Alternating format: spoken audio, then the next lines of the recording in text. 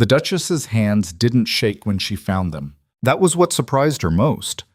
Not the tangle of limbs in her own drawing room, not the woman's laughter echoing off walls Alara herself had chosen the paint for, not even her husband's face, flushed and alive in a way she'd never seen directed at her. No. What stopped her breath was the steadiness of her own fingers as they gripped the doorframe. 3 years of marriage, and she'd finally stopped hoping. The rage would come later. Right now, there was only a cold, crystalline clarity. I am carrying his child, and I am already a ghost in my own house. What would you do if the only way to save yourself was to disappear completely? Stay with me until the end. I promise this gets messy. Drop a comment with your city so I can see how far this story travels. You're going to want to see how this ends. The ballroom had been Alara's idea. Not that anyone would remember that. They'd credit the gilt molding to Rowan's impeccable taste, the imported Venetian chandeliers to the Duke's grand vision, the symphony orchestra to his generosity. Alara had spent 4 months planning every detail of his 32nd birthday celebration. The guest list calibrated to flatter every political alliance he'd been cultivating. The menu designed around his preferences, even the damn flowers chosen because he'd once mentioned in passing that he found peonies acceptable. She stood now at the edge of the marble floor, watching 300 of the realm's most powerful people celebrate a man who hadn't looked at her in 6 weeks. "Smile, Your Grace." The voice belonged to Margaret, her lady's maid, passing with a tray of champagne. The words were barely audible, but Alara caught them. Caught, too, the slight tremor in Margaret's hands.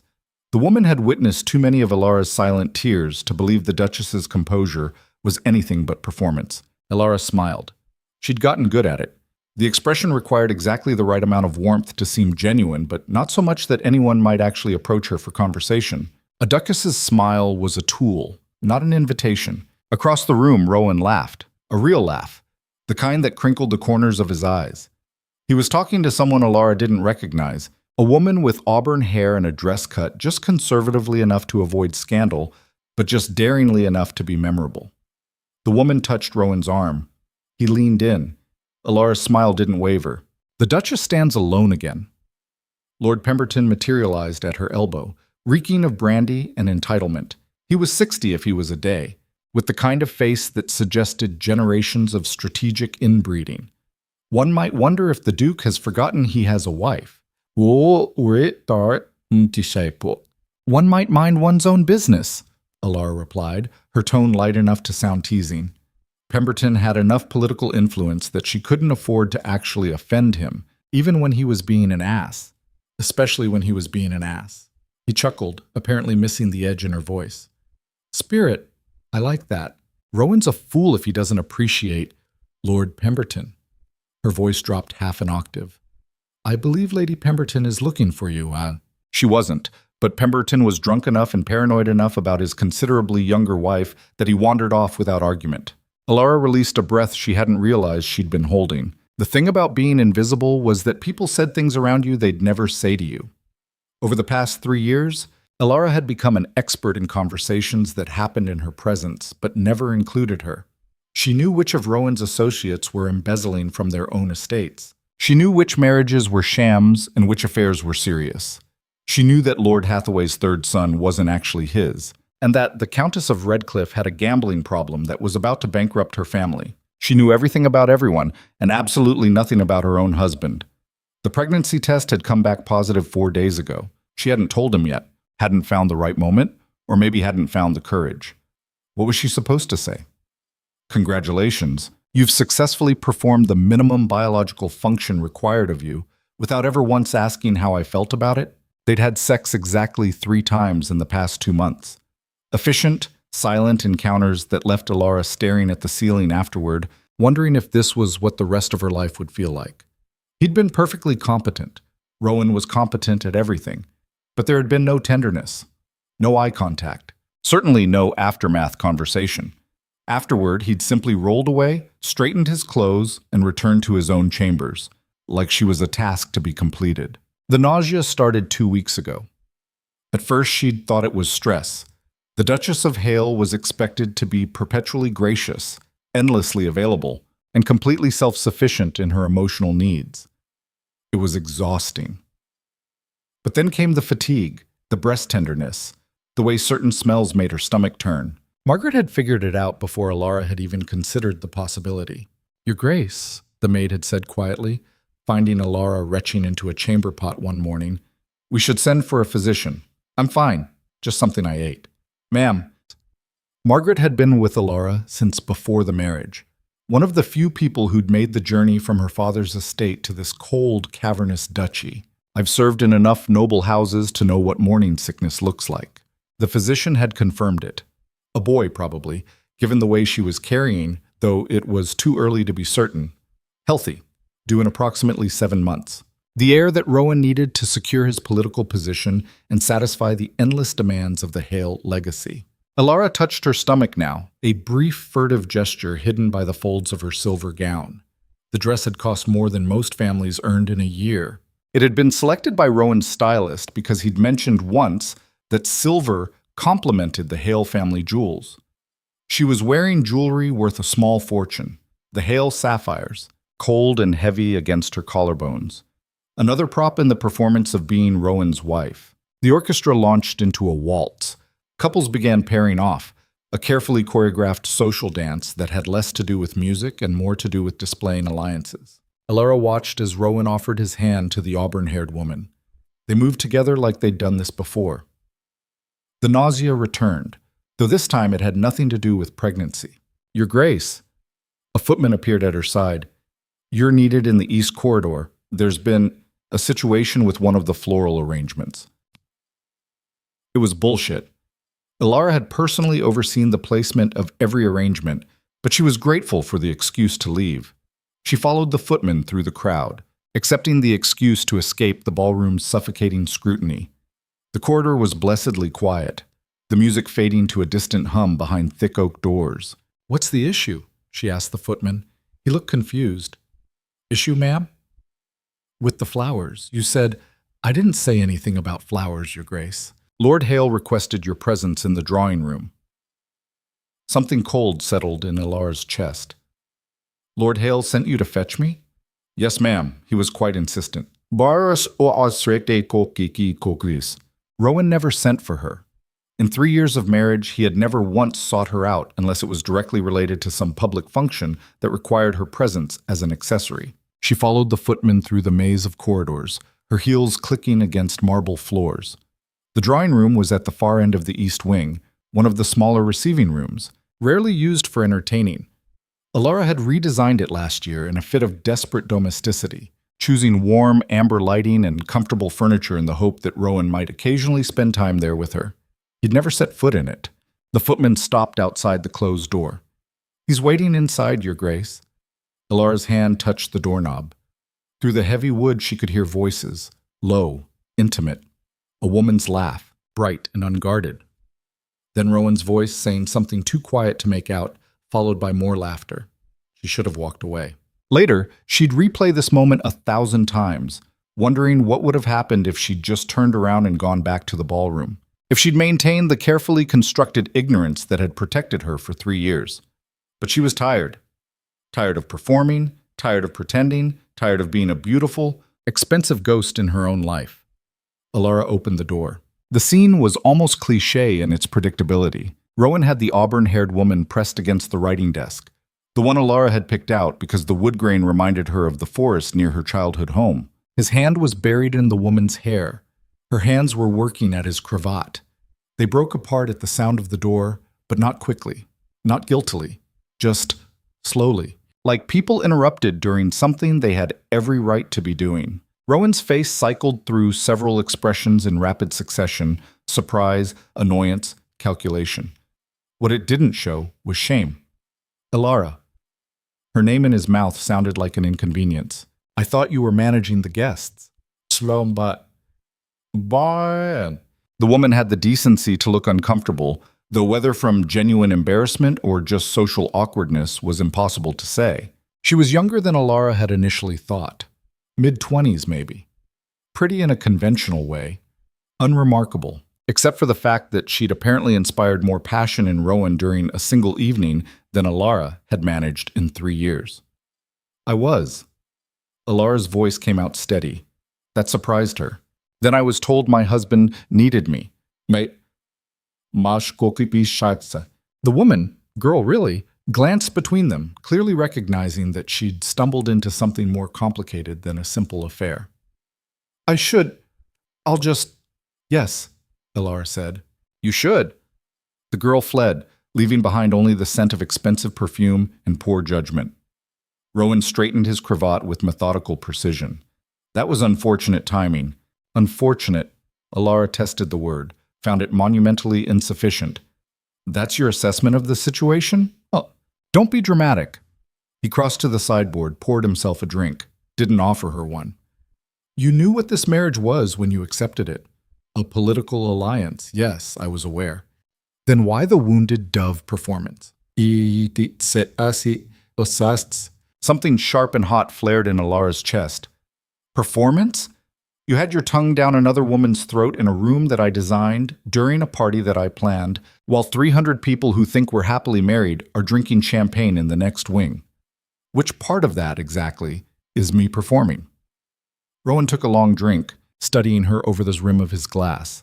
His eyes, gray, like a winter storm, showed a flicker of something she couldn't quite identify. Are you finished? I don't know. Are you? He set the glass down with a sharp click. What do you want from me, Elara? Remorse? An apology? Some tearful confession that I've seen the error of my ways? I want you to look at me. The words came out harder than she'd intended. Just once. I want you to look at me like I'm actually here. For a long moment, they stared at each other across the amber-lit room. Elara could see the exact moment he made his decision, the slight tightening around his eyes that meant he was about to say something calculated to hurt. I look at you every day, Rowan said quietly. And every day I see exactly what you are. A suitable duchess, an acceptable hostess.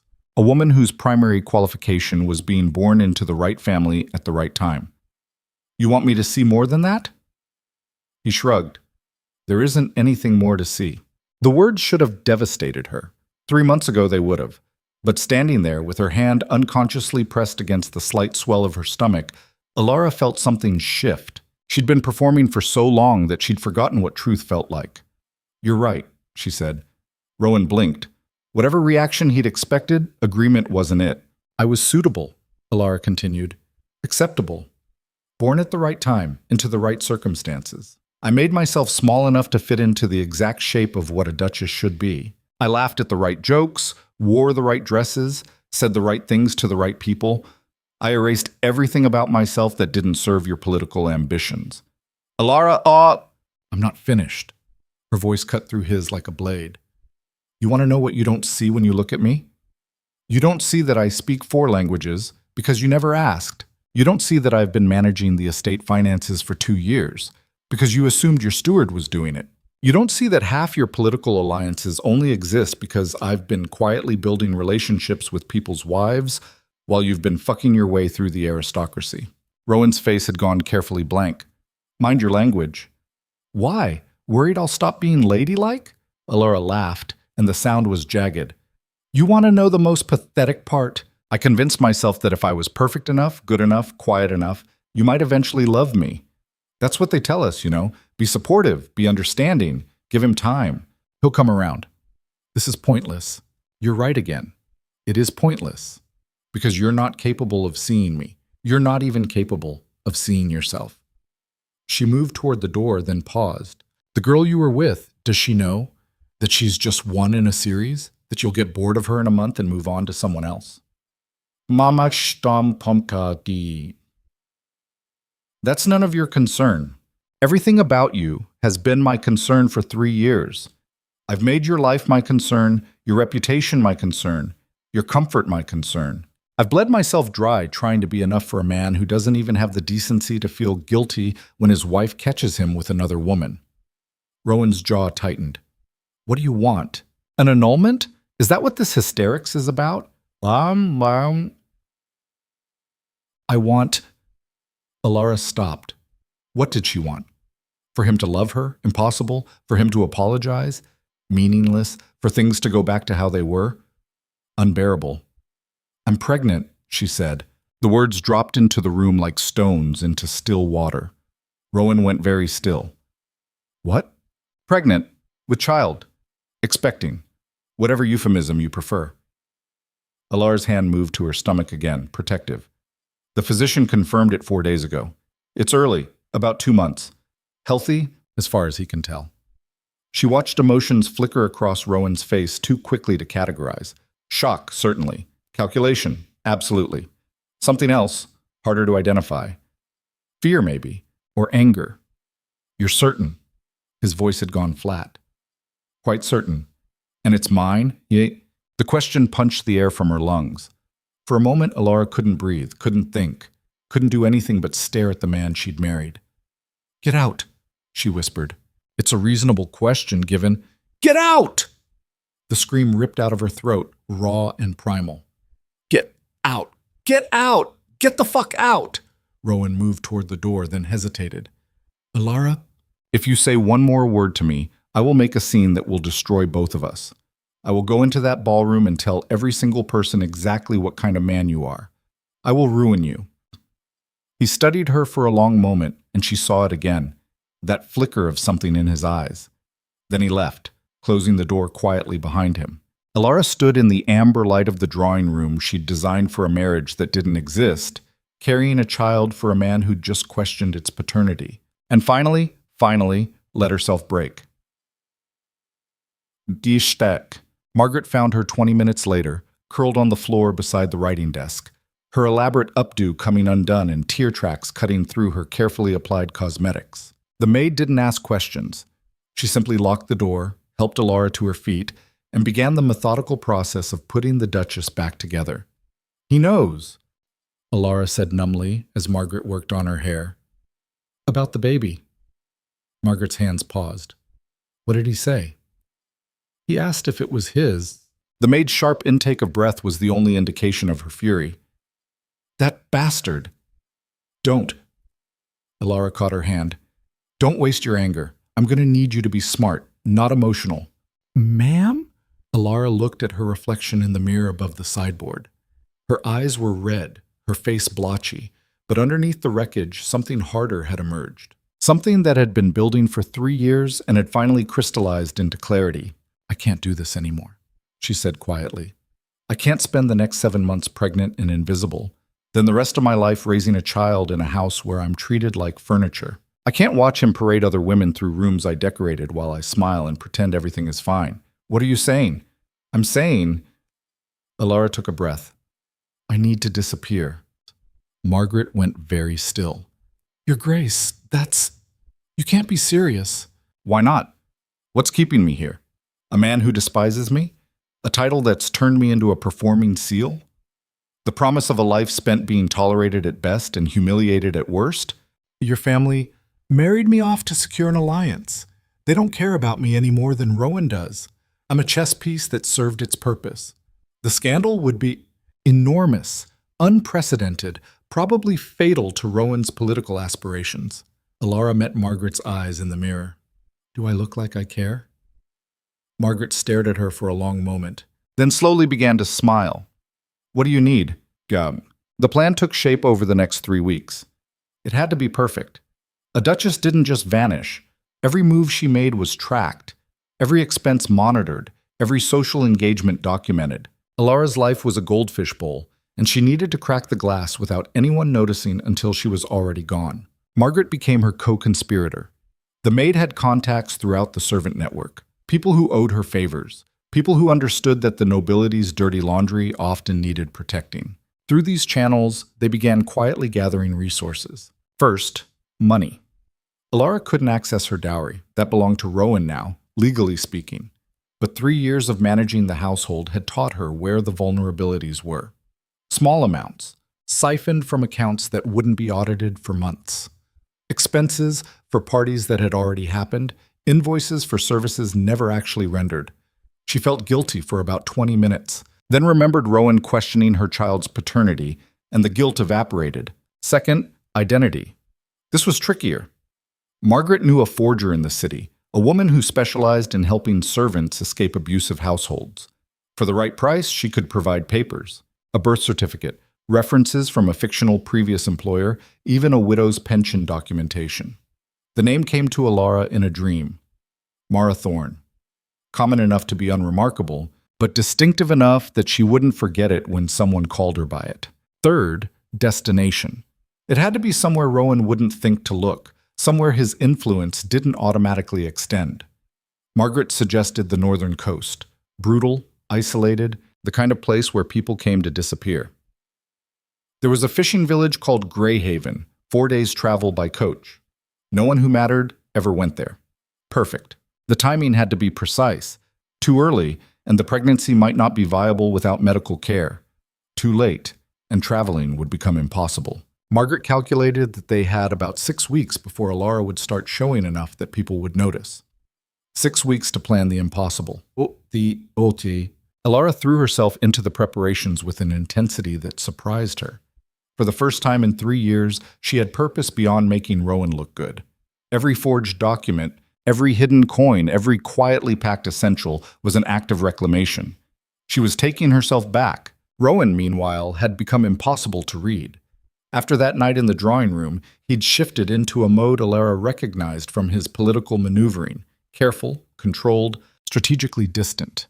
He acknowledged her pregnancy in public with perfect aristocratic grace, accepting congratulations with a smile that never reached his eyes. In private, he said nothing. They maintained separate chambers, attended separate breakfasts, moved through the estate like ghosts who'd forgotten they were haunting the same house. The only time they interacted was at public functions, where they performed the role of expectant parents with practiced precision. It would have been easier if he'd been cruel. Cruelty, at least, was honest, but this studied indifference was worse. It confirmed everything Alara had suspected. She was relevant only as a vessel for his heir, a problem to be managed rather than a person to be loved.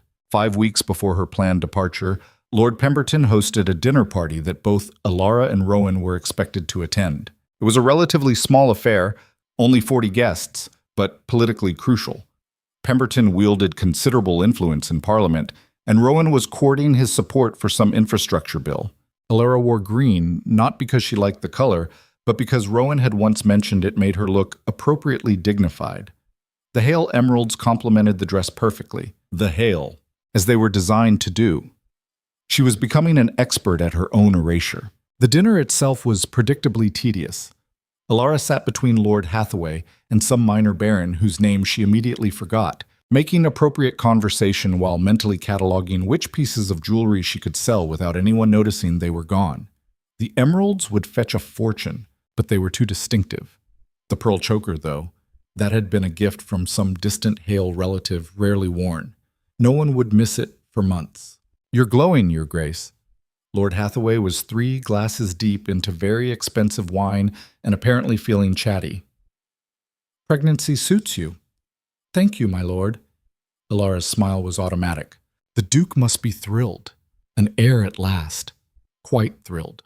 Across the table, Rowan was deep in conversation with Pemberton, their heads bent together in that particular way that indicated serious political discussion. The auburn-haired woman from the party was conspicuously absent. Rowan had apparently moved on to a blonde marchioness who kept touching his arm and laughing at things that weren't remotely funny. Alara felt nothing, not even anger anymore, just a distant, clinical observation. That's what wanting someone looks like. I wonder if I've ever made him laugh like that. "I hear you've been managing the estate accounts," Hathaway continued, oblivious to Alara's internal detachment. "Quite unusual for a duchess. Someone had to do it."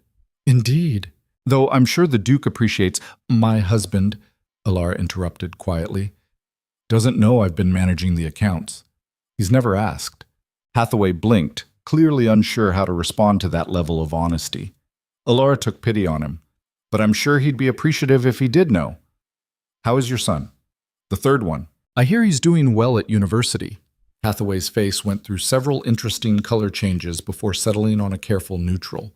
So he knew that she knew about his wife's affair. Good. The more people who understood that the quiet Duchess noticed everything, the better. It might not save her, but it would certainly make her disappearance more memorable. 3 weeks before her planned escape, Rowan finally broke the silence. Alara was in the library, one of the few rooms in the estate she'd claimed as genuinely hers, when he appeared in the doorway. She'd been reviewing household accounts, making careful notations about which expenses could be quietly inflated to generate more escape funds. "We need to talk," he said. Elara didn't look up from her ledger. "Do we?" "About the child." "What about it?" Rowan crossed the room, his footsteps deliberate on the polished wood floor. He'd always moved like that, precise, controlled, economical, like a chess player who'd calculated the optimal number of steps to reach his objective. "I want to apologize," he said.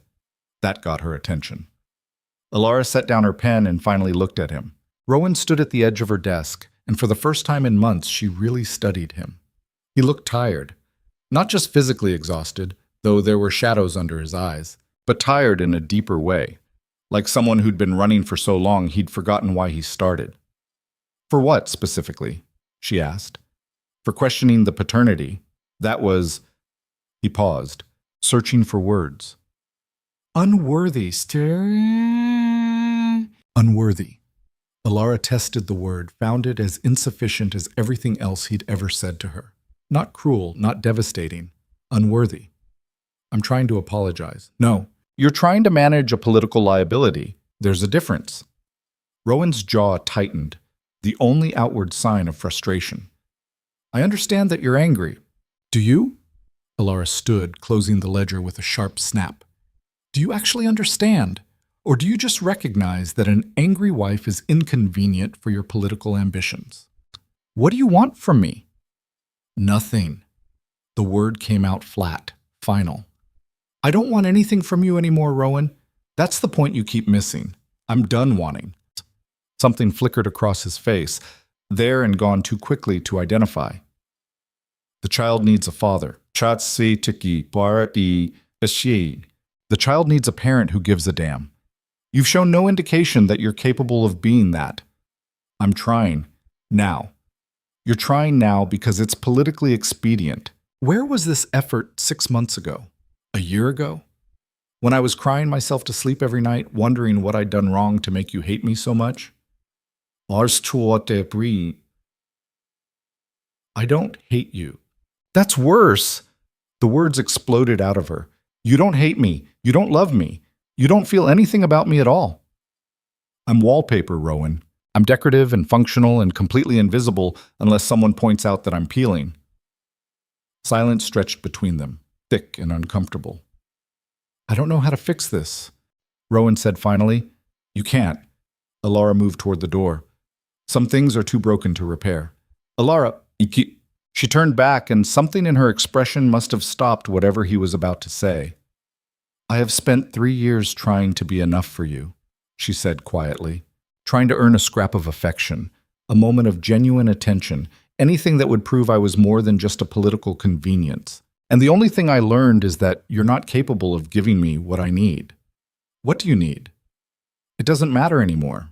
She left him standing in her library, surrounded by the books she'd collected and the life she was about to burn to the ground. 2 weeks before the escape, Margaret came to Elara's chambers in the middle of the night. "We have a problem," the maid said without preamble. Elara sat up, instantly awake. "What kind of problem?" "The steward did an unexpected audit of the household accounts. He's found discrepancies." The cold clarity that had been sustaining Elara for weeks sharpened into focus. "How bad?" "Bad enough that he's asking questions. Not directly to you. He went to the Duke." "Shit." Elara threw off the covers, began pacing. "What did Rowan say?" "According to my sources, he told the steward to bring any concerns directly to you, since you've been managing the accounts." Elara stopped pacing. "He what?"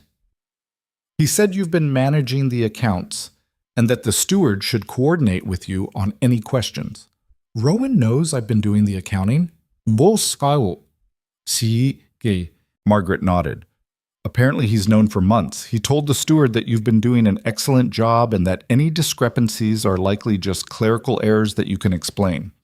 Elara sat down slowly on the edge of the bed. "He covered for me." "It would appear so." "Why would he do that?" "Perhaps," Margaret said carefully, "the Duke is more complicated than you've given him credit for. Or perhaps he just doesn't want the scandal of his wife being caught embezzling from their own household." "Perhaps?" Margaret didn't sound convinced. Either way, you need to talk to the steward tomorrow and smooth this over. Can you explain the discrepancies without revealing what you're actually doing with the money? Alara's mind was already racing through possibilities. Yes, I'll tell him I've been quietly funding charity work and didn't want to make a formal production of it. Some story about not wanting to use philanthropy as political theater. Will he believe that? He'll believe what I need him to believe. I've been invisible for 3 years, Margaret. People believe whatever makes me easiest to ignore. The meeting with the steward went exactly as Alara had predicted. She spun a story about quiet charitable work, provided just enough detail to be plausible without being verifiable, and watched the man's skepticism melt into grudging approval. Very commendable, Your Grace, he said, making notes. Though in the future, please coordinate such expenses through proper channels. Of course. My apologies for the confusion. She maintained her composure until he left, then sagged against her desk. 1 week. She had 1 week to get everything in place and get out before someone looked too closely at her story and realized it was full of holes. 1 week to disappear. The night before her planned departure, Alara couldn't sleep. She stood at the window of her chamber looking out over the manicured grounds of the estate and felt nothing but relief. 3 years of her life, and she was leaving it behind without a single regret. Well, one regret. She pressed her hand against her stomach where the baby, her child, her heir, her reason for running was growing steadily. I'm sorry, she whispered. I'm sorry you're being born into this mess, but I promise you, you're going to have a better life than I did. You're going to know what it feels like to be seen. Behind her, the door opened. Rowan stood in the doorway, backlit by the corridor's dim lamps. He was in shirt sleeves, his cravat undone, the most undressed she'd seen him outside of their awkward sexual encounters. Couldn't sleep? He asked. No. He moved into the room, and Alara tensed. They hadn't been alone together since the library confrontation. I wanted to thank you, Rowan said, for handling the steward situation. That could have been complicated. You covered for me first, with the discrepancies. You were doing good work. I wasn't going to undermine that. Alara turned to face him fully. Did you actually look at what I was doing with the money? Or did you just assume it was charity? Rowan's expression was unreadable. Does it matter? It might. For a long moment they stood there, studying each other in the half-light. Alara wondered what he saw when he looked at her now. If he could sense that she was already halfway gone. I know you're unhappy, Rowan said finally. I know I've made you unhappy, and I know I'm supposed to care about that more than I seem to. Supposed to? I'm not. He paused, searching for words. I'm not good at this. The personal parts, the emotional aspects. I can manage a political crisis, negotiate a treaty, balance competing interests across a dozen factions.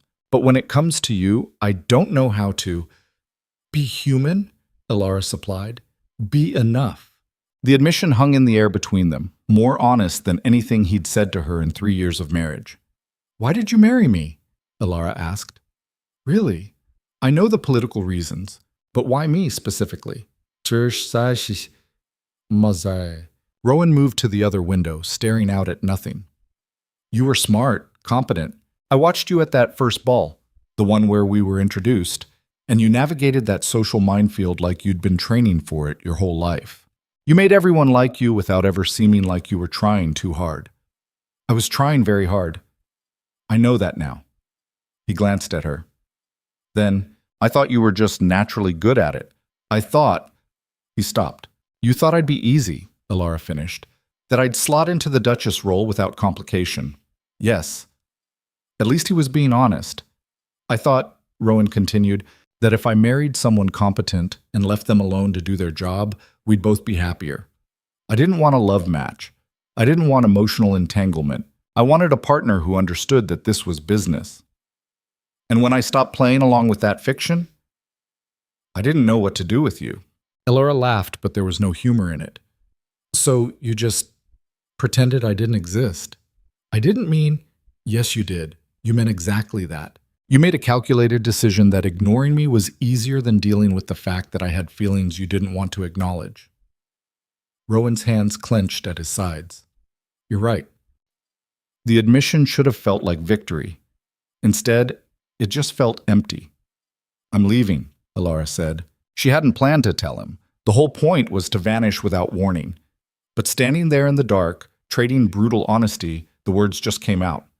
Rowan went very still. What? I'm leaving tomorrow. I don't know where yet, but I'm going somewhere you can't find me. The child comes with me. This child deserves better than being raised in a house where love is a weakness and emotions are inconvenient. Alara, you can't just... Can't what? Leave. Watch me. She moved toward him, and he flinched slightly. Whether from fear or surprise, she couldn't tell. I have spent 3 years being the perfect duchess, smiling at the right people, saying the right things, making you look good while you humiliated me. I'm done. If you leave, it will destroy both of our reputations. I don't care. You should. You'll have nothing. No money, no status, no protection. I'll have myself. Alara's voice was steel. And that's more than I've had in this marriage. Rowan stared at her like he was seeing her for the first time. Maybe he was. I could stop you, he said quietly. You could try. I won't. Alara blinked. What? I won't stop you. Rowan's face was carved from stone, but something in his eyes looked almost broken. If leaving is what you need, then go. Just like that? No, not just like that, but... He took a breath. You were right. I've made you invisible. I've taken everything you offered and given nothing back. And I don't know how to be different. So if going is what saves you, then I won't stand in your way. It was the most honest thing he'd ever said to her. It was also far, far too late. Thank you, Alara said quietly. Will you tell me where you're going? No. Rowan nodded like he'd expected that answer. Will you let me know you're safe? Eventually? Maybe. The child is mine. Alara's hand moved protectively to her stomach. I'll decide what kind of relationship you have with this child, if any. You lost the right to automatic access when you questioned its paternity. She saw the impact of those words hit him, saw him flinch like she'd struck him. Good. I'm sorry, Rowan said, for all of it, for making you feel invisible, for the women, for every time I chose political convenience over your feelings. I'm sorry. I know you are, but sorry doesn't fix 3 years of damage. I know. They stood there in the darkness, two people who'd shared a bed and a name but had never truly known each other. I hope you find whatever you're looking for, Rowan said finally, wherever you go. I hope you figure out why you're running, Alara replied, before you run out of places to hide. She didn't wait for his response. She simply walked past him, out of the chamber, and into the last night she would ever spend as the Duchess of Heir. Tomorrow, Mara Thorne would be born, and Alara Vance would become a ghost. The coach left at dawn before the servants started their morning rounds. Mara now, she had to start thinking of herself as Mara, sat rigid against the cracked leather seat, watching the estate disappear through the dirty window. Margaret sat across from her, a carpet bag clutched in her lap, her face pale but determined. We did it, the maid whispered. Mara didn't answer, couldn't, because leaving had been the easy part. Everything that came next would be harder. The coach was third class, the kind of transport no duchess would ever consider using. It smelled of unwashed bodies and damp wool, and the other passengers, a farmer with chickens in a crate, 2 factory workers heading north for employment, an old woman who wouldn't stop coughing, kept shooting them curious glances. Margaret had done well with the disguises. Mara wore a plain brown traveling dress, patched at the elbows and hem. Her hair was pulled back in a simple bun, no elaborate styling, no jeweled pins. The Hale sapphires were hidden in a false-bottomed trunk, along with 3 other pieces of jewelry worth enough to keep her alive for years if she was careful. She looked like a widow, poor but respectable, exactly what Mara Thorne was supposed to be. How long until Greyhaven? Mara asked quietly. 4 days if the weather holds. Longer if it doesn't. 4 days of rattling along rutted roads, sleeping in questionable inns, eating food that would probably make her violently ill, given how her pregnancy was already affecting her stomach. 4 days of watching over her shoulder, waiting for Rowan's men to catch up with them. Except Rowan had promised not to follow, and despite everything, All the lies, all the indifference, all the cruelty, Mara found herself believing him. The first inn was exactly as terrible as she'd anticipated. The room Margaret secured for them was barely large enough for the narrow bed they'd have to share, and something was definitely living in the walls based on the scratching sounds that started the moment darkness fell. Mara spent most of the night leaning over a chipped wash basin, retching up what little she'd managed to eat at dinner. "This is bad," Margaret said, holding Mara's hair back. "You need to keep something down or you'll be too weak to travel." "I'm fine." "You're not fine. You're pregnant and stressed, and your body is trying to tell you something." Mara wiped her mouth with a threadbare towel. "My body can join the long list of things that need to shut up and let me survive this." Margaret's expression softened. "Ma'am, don't call me that, not anymore. I'm Mara, just Mara. Yeah, Mara then." Margaret helped her back to the bed. "We can slow down. Take more time between travel days. You don't have to push yourself so hard." "Yes, I do. Every day we're on the road is another day someone might recognize us.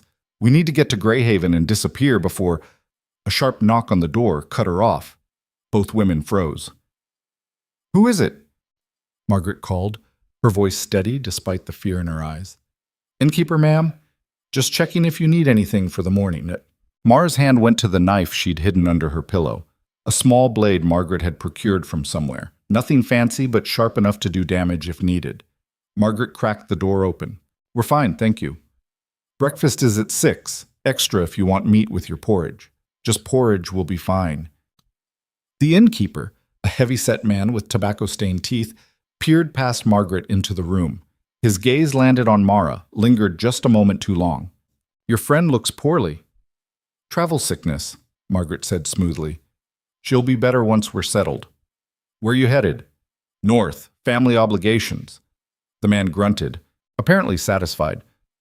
"Well, you let me know if you need a physician. Wife's brother is a doctor, practices in the next town over. We'll manage, but thank you." Margaret closed the door, locked it, then wedged a chair under the handle for good measure. "He saw me," Mara said. "He saw a sick woman in a cheap dress. Nothing memorable about that. He was looking for something memorable. Did you see his face? He was trying to place me." "You're being paranoid. I'm being realistic." Mara pulled the blanket tighter around herself. "Every person we encounter is a potential problem. Every conversation is a risk. I can't afford to let my guard down." Margaret sat on the edge of the bed. "This is going to be your life now, constantly looking over your shoulder, always afraid someone will recognize you. Is that really better than what you left?" "Yes." Mara didn't hesitate. "Because at least now I'm afraid on my own terms." The second day of travel, the weather turned. Rain hammered the coach roof, and the roads transformed into rivers of mud that slowed their progress to a crawl. One of the wheels got stuck, and all the passengers had to climb out and help push, while the driver cursed and the horses screamed their displeasure. Mara stood in the freezing rain, her dress soaked through, her hands blistered from pushing against the wheel, and felt more alive than she had in 3 years. "You're smiling," Margaret said later, once they'd finally extracted the coach and climbed back inside, shivering and filthy. "Am I?" "Like a madwoman. We're soaked, exhausted, probably going to catch pneumonia, and you're grinning." Mara touched her face, surprised to find it was true. "I chose this. Every awful part of it. That's the difference." The farmer with the chickens, a grizzled man who'd introduced himself as Thomas, offered them a flask of something that smelled like it could strip paint. "Warm you up," he said. Margaret accepted gratefully. Mara shook her head. "Can't, I'm—" She caught herself before saying pregnant. "Ill, stomach troubles." Thomas nodded sagely. "My wife was the same way when she was expecting our first. Couldn't keep nothing down for months." Mara's heart stopped. "I didn't say, Don't have to. Seen enough pregnant women to know the signs. You got that look?" He took a long pull from his flask. "How far along?" There was no point lying, not to this stranger she'd never see again after Greyhaven. "About 3 months." "Husband know you're running." Margaret tensed, her hand moving toward the small pistol she'd hidden in her cloak. But Thomas just chuckled. "Relax, girl. I ain't gonna turn you in. Lord knows I've thought about running from my own life enough times." He settled back against the seat. Word of advice, though. Where you're headed? Greyhaven, right? I heard you tell the driver it's hard country. People up there don't trust outsiders. You're going to need a story, and it better be good. I'm a widow, Mara said. My husband died in a factory accident. I'm moving north to live with my sister. You got a sister in Greyhaven? No? Oh, Thomas raised an eyebrow. The story needs work, Margaret admitted. Yeah, it does. Here's the thing about small villages. Everybody knows everybody's business. You show up claiming to have family, they're going to ask questions. Who's your sister? What's her husband's name? Where's their house? He took another drink. Better to tell them you're alone. Recently widowed, moving somewhere cheap to start over. That they'll believe. That they'll understand. Why are you helping us? Mara asked. Thomas studied her for a long moment. Because you got the same look my daughter had when she ran from her husband. That desperate kind of brave. She made it, by the way. Got herself to the coast, found work at a cannery, sends me letters twice a year. He smiled, but it was sad around the edges. Hope you make it too. The third day they lost Margaret's trunk. The coach had stopped at a crossroads to change horses, and in the chaos of passengers disembarking and reboarding, someone had made off with the luggage secured to the roof. By the time they realized what had happened, the thief was long gone. Margaret went pale. The money. Half our funds were in that trunk. Mara's mind raced, calculating. They still had the jewelry, and she'd been smart enough to keep the forged documents on her person. But losing that much cash meant their safety margin had just evaporated. How much do we have left? She asked. Margaret counted quickly. Enough for maybe 2 months if we're extremely careful. Less if there are any emergencies. Then we'll make it work. Mara, we'll make it work. Mara's voice was steel. I didn't come this far to fail because of one setback. But that night, alone in another terrible inn-room, she allowed herself exactly 5 minutes of panic. 5 minutes to press her face into a pillow that smelled like mildew and wonder what the hell she'd done. She'd given up everything: safety, comfort, security. For what? The abstract principle of being seen? The vague hope that freedom was better than a gilded cage? What if she was wrong? What if this was all a catastrophic mistake? The baby moved, just a flutter, so faint she almost missed it. Mara's hand went to her stomach, tears streaming down her face. We're going to be okay, she whispered. I'm going to make sure you're okay. She gave herself 5 minutes of doubt. Then she got up and started planning how to stretch their remaining money. Greyhaven appeared on the 4th day like a smudge of smoke against a gray sky. The village was smaller than Mara had imagined, just a collection of weathered buildings clustered around a harbor. Fishing boats bobbed in the water, their paint peeling, their nets torn and mended 100 times over.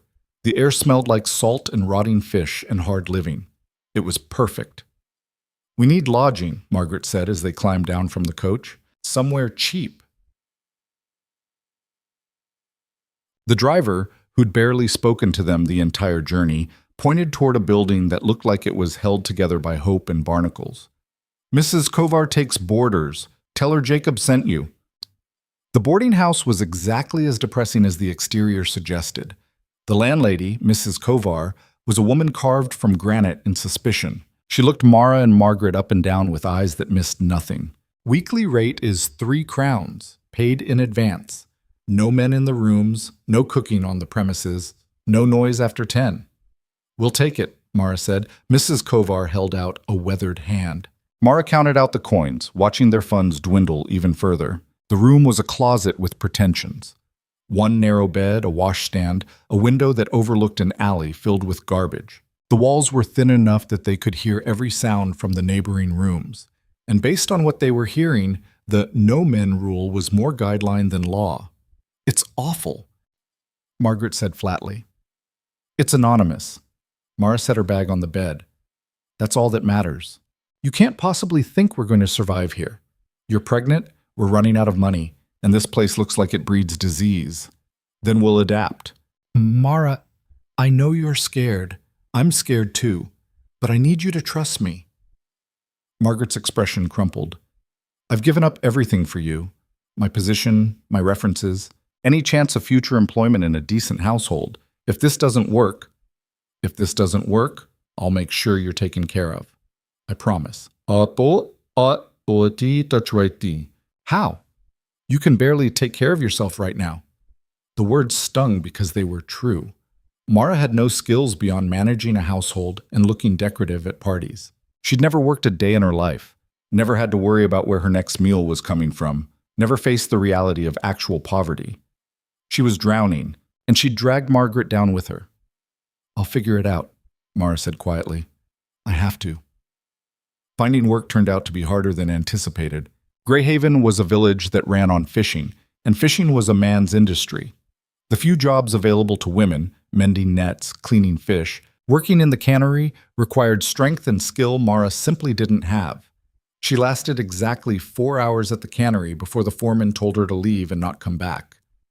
You're too slow, he said bluntly. This ain't charity. I need workers who can keep pace. Mara's hands were bleeding from the rough work, her back screaming from bending over the processing line. Please, I'll get faster. I just need practice. Don't need your pleas. Need someone who knows what they're doing.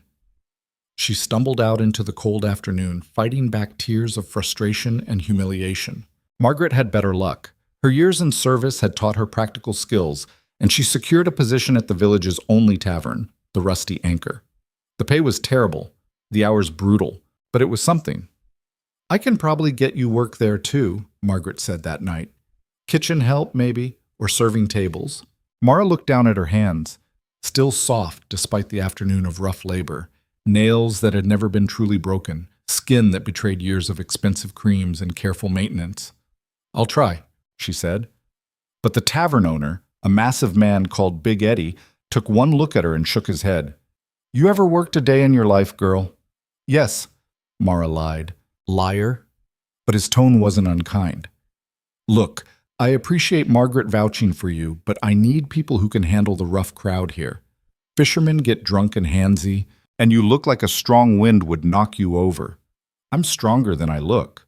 Maybe, but I ain't running a training program for fine ladies pretending to be common. Mara's stomach dropped. What? Big Eddie leaned against the bar. You got soft hands. You talk like you've had education. You move like someone who's used to being waited on. I don't know what you're running from, and I don't care. But you ain't fooling anybody with this widow act. I'm not... Save it. Greyhaven gets runaways all the time. Usually girls escaping bad situations, sometimes men dodging debts or the law.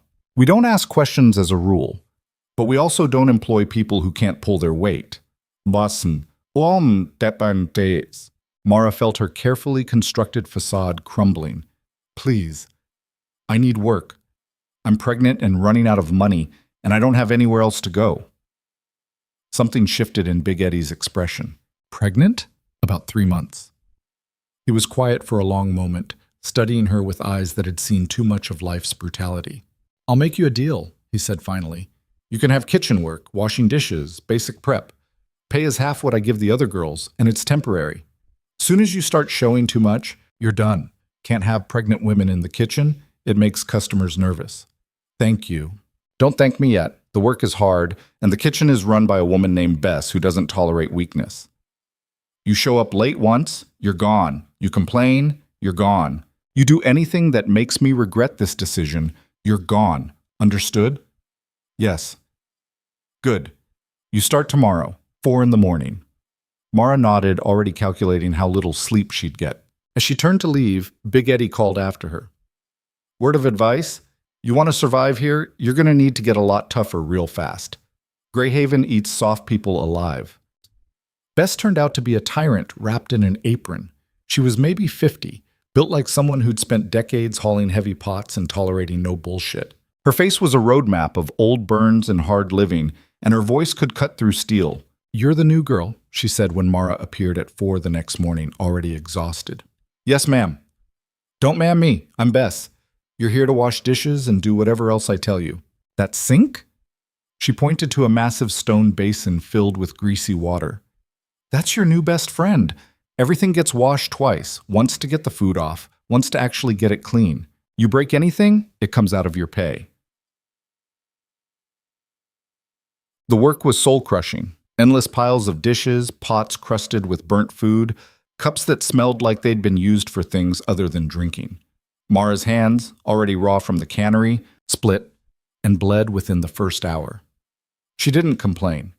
Bess watched her like a hawk, waiting for weakness.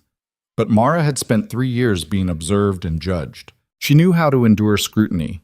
"You've done this before," Bess said around noon, when Mara was elbow-deep in a pot that had apparently been used to cook tar. "No." "Then how are you not crying yet?" Last girl lasted 20 minutes before she ran out sobbing. "I've survived worse." Bess's expression shifted slightly. Not quite respect, but acknowledgement. "Maybe you're not completely useless." The days blurred together into a haze of exhaustion. Wake at 3:30, work at the tavern until 2, stumble back to the boarding house, sleep for a few hours, repeat. Margaret worked the evening shift, so they rarely saw each other. The pregnancy made everything harder. Mara was constantly nauseous, her back ached, and the fatigue was like a physical weight. But she kept going. 2 weeks in, one of the regulars, a fisherman called Hank, who was drunk more often than sober, grabbed Mara's wrist as she was clearing his table. "Pretty thing like you shouldn't be doing this kind of work," he slurred. "Let go!" Mara tried to pull away, but his grip tightened. "I'm being friendly. What's wrong with friendly?" "I said, let go." Hank's other hand reached for her face. "You think you're too good for—" The boiling water hit him square in the chest. Mara had grabbed the nearest kettle and thrown its contents without thinking. Hank screamed, stumbling back, his shirt soaked through. The tavern went silent. Big Eddie appeared from behind the bar, his face thunderous. "What the hell happened?" "He grabbed me," Mara said, her voice steady despite the adrenaline flooding her system. "I defended myself." Hank was still screaming, though Bess had appeared with a bucket of cold water and dumped it over him with the care of someone watering a particularly annoying plant. "She attacked me," Hank sputtered. "You saw it!" "I saw you grab a woman who told you to stop," Big Eddie said. "Far as I'm concerned, you got what you deserved. Get out." "I'm a paying customer." "You were a paying customer. Now you're banned. Out." Heats. 2 of the larger regulars helped Hank to the door and tossed him into the street. Big Eddie turned to Mara. "You all right?" "Yes." "Good. Get back to work." It wasn't until later, when her shift ended and she was walking back to the boarding house, that the shaking started. Mara made it to an alley before her legs gave out. She sat on the cold, dirty ground and tried to remember how to breathe. She'd thrown boiling water at a man. Could have seriously injured him. Could have been arrested, thrown in jail, sent back to Rowan. "Hey!" Mara looked up to find Bess standing at the alley entrance, arms crossed. "You did good in there," the older woman said. "I could have hurt him badly. You could have let him hurt you worse. Don't beat yourself up over defending yourself." Mara wiped her eyes, frustrated by the tears. "I'm not cut out for this. Any of this. Maybe not. But you're doing it anyway." Bess sat down beside her, apparently unconcerned about ruining her skirt. "You pregnant?" There was no point denying it anymore. "Yes." "Father know?" Yes." "He coming after you?" "I don't think so." Bess was quiet for a moment. "My daughter ran from her husband 5 years ago. He tracked her down, dragged her back. She tried to run again. He killed her." Mara's breath caught. "I tell you that," Bess continued, "because you need to understand something. Running is the easy part. Staying gone, that's what's hard. And if you're going to make it, you need to get meaner, tougher. You threw water today? Good. But next time, you might need to do worse." "I don't know if I can." "Then you'll die." Bess stood, brushed off her skirt. "Or worse. You'll survive, but you'll still be a victim. Your choice." She walked away, leaving Mara sitting in the alley, surrounded by garbage and the smell of fish, carrying a child, and wondering if she was strong enough for the life she'd chosen. That night, Mara sold the pearl choker. The jeweler in the next town over, a man Margaret's contacts had said could be trusted, offered her a fraction of what it was worth. "It's stolen," he said flatly. "It's mine. Lady, pearls this quality don't belong to women who look like you. So either it's stolen or you're running from something. Either way, I'm taking a risk. This is my offer." Mara took the money. It would buy them another 2 months if they were careful. Walking back through the dark streets, she felt eyes on her. turned to see 3 men following at a distance. Not fishermen. Their clothes too clean, their bearing too deliberate. Rowan's men? Or just local thieves who'd noticed a woman carrying money? Mara's hand went to the knife in her pocket. She'd learned to carry it everywhere, learned to sleep with it under her pillow. The men kept following. Mara turned down a narrow street, then another, trying to lose them. But they were gaining, their footsteps getting closer. She broke into a run, so did they. Mara's pregnant body couldn't sustain the sprint. Her lungs burned, her legs wobbled. She was going to be caught. A door opened ahead of her. "In here!" She didn't question it, just dove through the doorway. Someone pulled her inside, slammed the door shut, threw the bolt. "They saw me," she gasped. "They're right behind—" Quiet. The voice belonged to a man, but Mara couldn't see his face in the darkness. Outside, the footsteps approached, then paused. "You sure she came this way?" "Thought so." "Well, she ain't here now. Probably ducked into one of the buildings. We'll find her tomorrow." The footsteps retreated. Mara's rescuer struck a match, lit a candle. In the flickering light, she saw a man about her age, dark hair, a scar running through one eyebrow. "You're either very brave or very stupid," he said, "carrying that much money through this part of town at night." "Who are you?" "Cal. I work at the docks." He studied her. "You're the one working at the Rusty Anchor, Big Eddie's charity case." "I'm not a charity case." "Right. You're just a fine lady playing dress-up as a commoner." His tone wasn't mocking, just matter of fact. "What'd you do? Kill someone?" "No. Steal something." "Not in the way you mean." Cal smiled slightly. "Cryptic, I like it." He moved to a window, peered out. "They're gone for now, but they'll be back. Those men, you know who they work for? Should I?" "They're Garrett's crew. He runs most of the crime in Greyhaven. If they've noticed you, that's a problem." Mara's heart sank. "What does he want?" "Why is your things?" "Money, probably. Or information about where you got those pearls you sold. Word travels fast in small towns." "I can't give him either." "Then you're going to have to convince him you're not worth the trouble." Cal opened the door, checked the street. "Come on, I'll walk you back to your boarding house." "Why are you helping me?" "Because Garrett's men killed my sister 2 years ago. Any enemy of his is a friend of mine." They walked through the dark streets in silence. When they reached Mrs. Kovar's, Cal stopped. "Advice. Whatever you're running from, make sure it's worth it. Because survival here, it costs pieces of yourself you don't get back." Mara thought about Rowan, about the baby growing inside her, about the life she'd left behind. "It's worth it," she said. 3 days later, Garrett came to the tavern. He was smaller than Mara expected, compact, well-dressed by Greyhaven standards, with the kind of face that smiled while planning violence. "You're Mara," he said, sliding into a chair while she was wiping down tables. "And you're someone I don't want to talk to. Feisty, I appreciate that." He leaned back, completely at ease. "Here's the situation.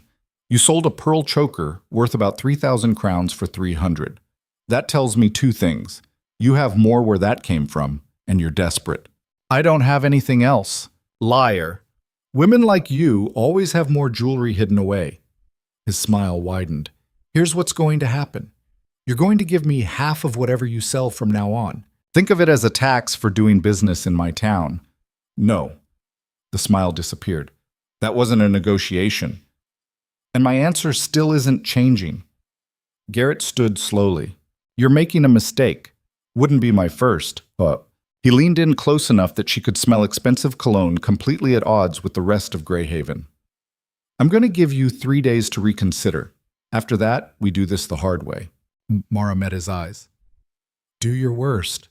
She watched him leave, then promptly went into the kitchen and vomited from pure terror. Bess found her there, shaking. "Garrett?"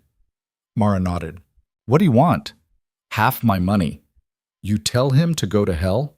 "More or less, Bess sighed. "You really are trying to get yourself killed, aren't you?" "I'm trying to survive on my own terms." "Same thing, in this town." That night, Mara lay in bed calculating options. She could give Garrett what he wanted, but that would mean admitting weakness, inviting more demands. She could run again. But where? She had barely enough money to survive in Greyhaven, let alone start over somewhere else. Or she could fight. The idea was insane. She was a pregnant fugitive with no allies and no experience in violence. Garrett controlled half the town and had no compunction about killing people who crossed him. But Mara was so tired of running, so tired of being afraid, so tired of letting other people dictate the terms of her existence. She'd left Rowan because she refused to be invisible. She'd be damned if she'd let some small-time criminal make her disappear. The knife under her pillow felt heavier than usual. 3 days later, Garrett's men came for her. Mara was walking back from the market carrying vegetables for the tavern when they surrounded her in broad daylight. 5 men, blocking her path. "Boss wants to talk," one said. "Tell your boss I'm busy." Not a request. Mara's hand tightened on the knife in her pocket. "And if I refuse?" The man smiled, showing missing teeth. "Then we make this unpleasant." They grabbed her. Mara didn't think, just reacted. The knife came out, slashed across the first man's arm. He screamed, stumbled back. She kicked another in the knee, heard something crack. Then someone hit her from behind, and the world went dark. When she woke, she was in a basement that smelled like mold and old blood. Garrett sat across from her, looking disappointed. "You stabbed my man," he said conversationally. "That's going to require retaliation." Mara's head throbbed, but she forced herself to focus. "Where's Margaret?" "Your friend?" "Safe. For now." He leaned forward. "Here's what's going to happen. You're going to tell me where you hid the rest of your jewelry. Then you're going to work for me until you've paid off the debt you owe for my man's medical care. Or I find out who you really are and sell that information to whoever's looking for you. Because someone is always looking." His smile was a predator's. "So what's it going to be, Your Grace?" The title hit her like ice water. He knew. Mara's blood turned to ice, but she kept her face blank. "I don't know what you're talking about." Garrett laughed, a dry, humorless sound. "Please. You think I survived this long by being stupid? A woman shows up in Greyhaven with expensive jewelry, soft hands, and the kind of posture they teach in finishing schools. Then she sells a pearl choker that matches a description I found in a month-old newspaper." He pulled a crumpled page from his pocket, smoothed it on the table between them. "Missing, Duchess Alara Vance of Hale, last seen wearing the Hale family pearls. Reward for information leading to her safe return." The newspaper sketch was crude, but recognizable enough. Mara stared at her own face rendered in cheap ink and felt her carefully constructed world fracture. "How much is the reward?" Her voice came out steadier than she felt. 5,000 crowns. Enough to set me up very comfortably somewhere far from the shithole." Garrett folded the newspaper. "But I'm a businessman. I understand that sometimes the asking price isn't the best price. Meaning, meaning the Duke wants you back badly enough to offer that kind of money, which tells me you're worth even more to him than he's letting on. So here's my counteroffer. You work for me. Use those fancy Duchess skills to help me expand my operations beyond Greyhaven. Maybe help me get into some of the more exclusive circles. And in exchange, I don't send word to your husband about your current address." Mara's mind raced through possibilities, each worse than the last. "And if I refuse?" "Then I collect the reward, you go back to being invisible in your fancy estate, and whatever you're running from catches up with you anyway." He leaned back. "But I don't think you'll refuse, because you didn't come all this way just to give up now." He was right, which made it worse. "I need time to think," Mara said. "You have until tomorrow night. After that, I send a very interesting letter south." Garrett stood, moved toward the door. "Oh, and Mara, don't try to run. I've got people watching your boarding house, the tavern, every road out of Greyhaven. You're not going anywhere I don't want you to go." The door closed, locked from the outside. Mara sat in the moldy basement, her hands shaking, and tried to figure out how everything had gone so spectacularly wrong. She'd been careful, changed her appearance, her name, her entire life. But she'd underestimated how distinctive wealth was, how it marked you in ways you couldn't scrub off. The way she walked, the way she spoke, even the way she held a fork at dinner. 3 years of Duchess training had carved itself into her bones, and no amount of cheap dresses could hide it. The baby moved, a gentle flutter against her palm. "I'm sorry," she whispered. I'm so sorry I dragged you into this mess. Hours passed. No one came. Mara explored the basement, looking for weaknesses, escape routes, anything useful. The walls were stone, the door solid oak reinforced with iron. One small window near the ceiling, barred and too narrow for even a child to fit through. She was trapped. The lock rattled around midnight. Mara tensed, hand going to the knife she'd managed to keep hidden. But it was Cal who entered, carrying a lantern and looking grim. "You're an idiot," he said without preamble. "Get in line with that opinion." Cal set the lantern down, checked the corridor behind him. "Garrett's men are changing shifts in 10 minutes. That's our window." "Our? You think I'm letting him hand you over to some noble bastard? I told you I hate Garrett." He pulled a key from his pocket. "Margaret sent me. She's waiting with a boat at the north dock." Mara stood, hope and suspicion warring in her chest. "Why would you help me?" "Because Garrett killed my sister, and you stabbed one of his men. Enemy of my enemy, remember?" Cal grabbed her arm. "Now shut up and move." They crept through corridors that reeked of stale beer and desperation. Twice they had to duck into shadows while Garrett's men passed, their footsteps heavy and careless. Mara's heart hammered so loud she was certain they'd hear it. The warehouse exit led to an alley. Cal checked both directions, then pulled her into the darkness. "North Dock, 10 minutes. Don't stop for anything." "You're not coming?" "Someone needs to make sure they don't realize you're gone for as long as possible." He pressed something into her hand. A small pistol, the weight unfamiliar and terrifying. "You know how to use this?" "No." "Point, pull trigger, try not to shoot yourself. That's the entire lesson." Cal pushed her toward the street. "Go, before I change my mind about this stupidity." Mara ran. Her pregnant body protested every step, her lungs burning, her legs threatening to give out. But she kept moving, dodging through alleys and side streets, the pistol a cold weight in her pocket. The North Dock appeared through the fog, a collection of rotting piers and fishing boats barely held together by rust and stubbornness. Margaret stood beside a small vessel, her face pale in the moonlight. "Thank God," the maid breathed. "I thought—" "No time." Mara climbed into the boat, nearly falling as it rocked beneath her. "We need to go. Now." Margaret untied the mooring lines with shaking hands. The boat drifted from the dock, caught by the current. She grabbed the oars, started rowing with desperate strength. Behind them, shouts erupted from the town. Lights flickered to life. Someone had discovered Mara's escape. "Row faster," Mara urged. "I'm trying." A gunshot cracked through the night. Something splashed in the water 10 feet from their boat. "They're shooting at us!" Margaret's voice climbed toward panic. Mara pulled out Cal's pistol, her hands shaking so badly she could barely hold it. She'd never fired a gun in her life, had no idea if she could actually pull the trigger aimed at another human being. Another shot. This one closer. Mara aimed in the general direction of the dock and squeezed the trigger. The recoil nearly knocked her over, the noise deafening. She had no idea if she'd hit anything, didn't want to know. Margaret rode like her life depended on it, which it did. They rounded a rocky outcropping, putting the town out of view. The shooting stopped, but Mara could still hear shouting, could imagine Garrett organizing a pursuit. "Where are we going?" she asked. "There's a fishing village about 5 miles up the coast. Cal said they hate Garrett, won't cooperate with him." Margaret's breathing was ragged. "After that, I don't know. I didn't exactly have time to plan." Mara looked back at Greyhaven, disappearing into the fog.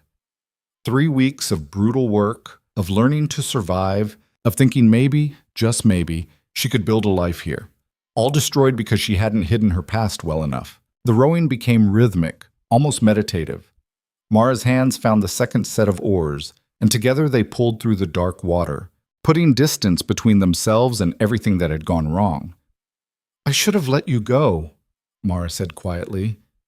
"Back at the estate. I should have told you to stay where it was safe, and I would have ignored you."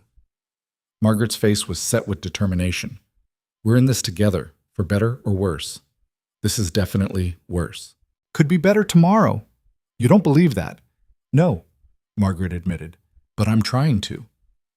Dawn found them beached on a rocky shore, both women too exhausted to row further.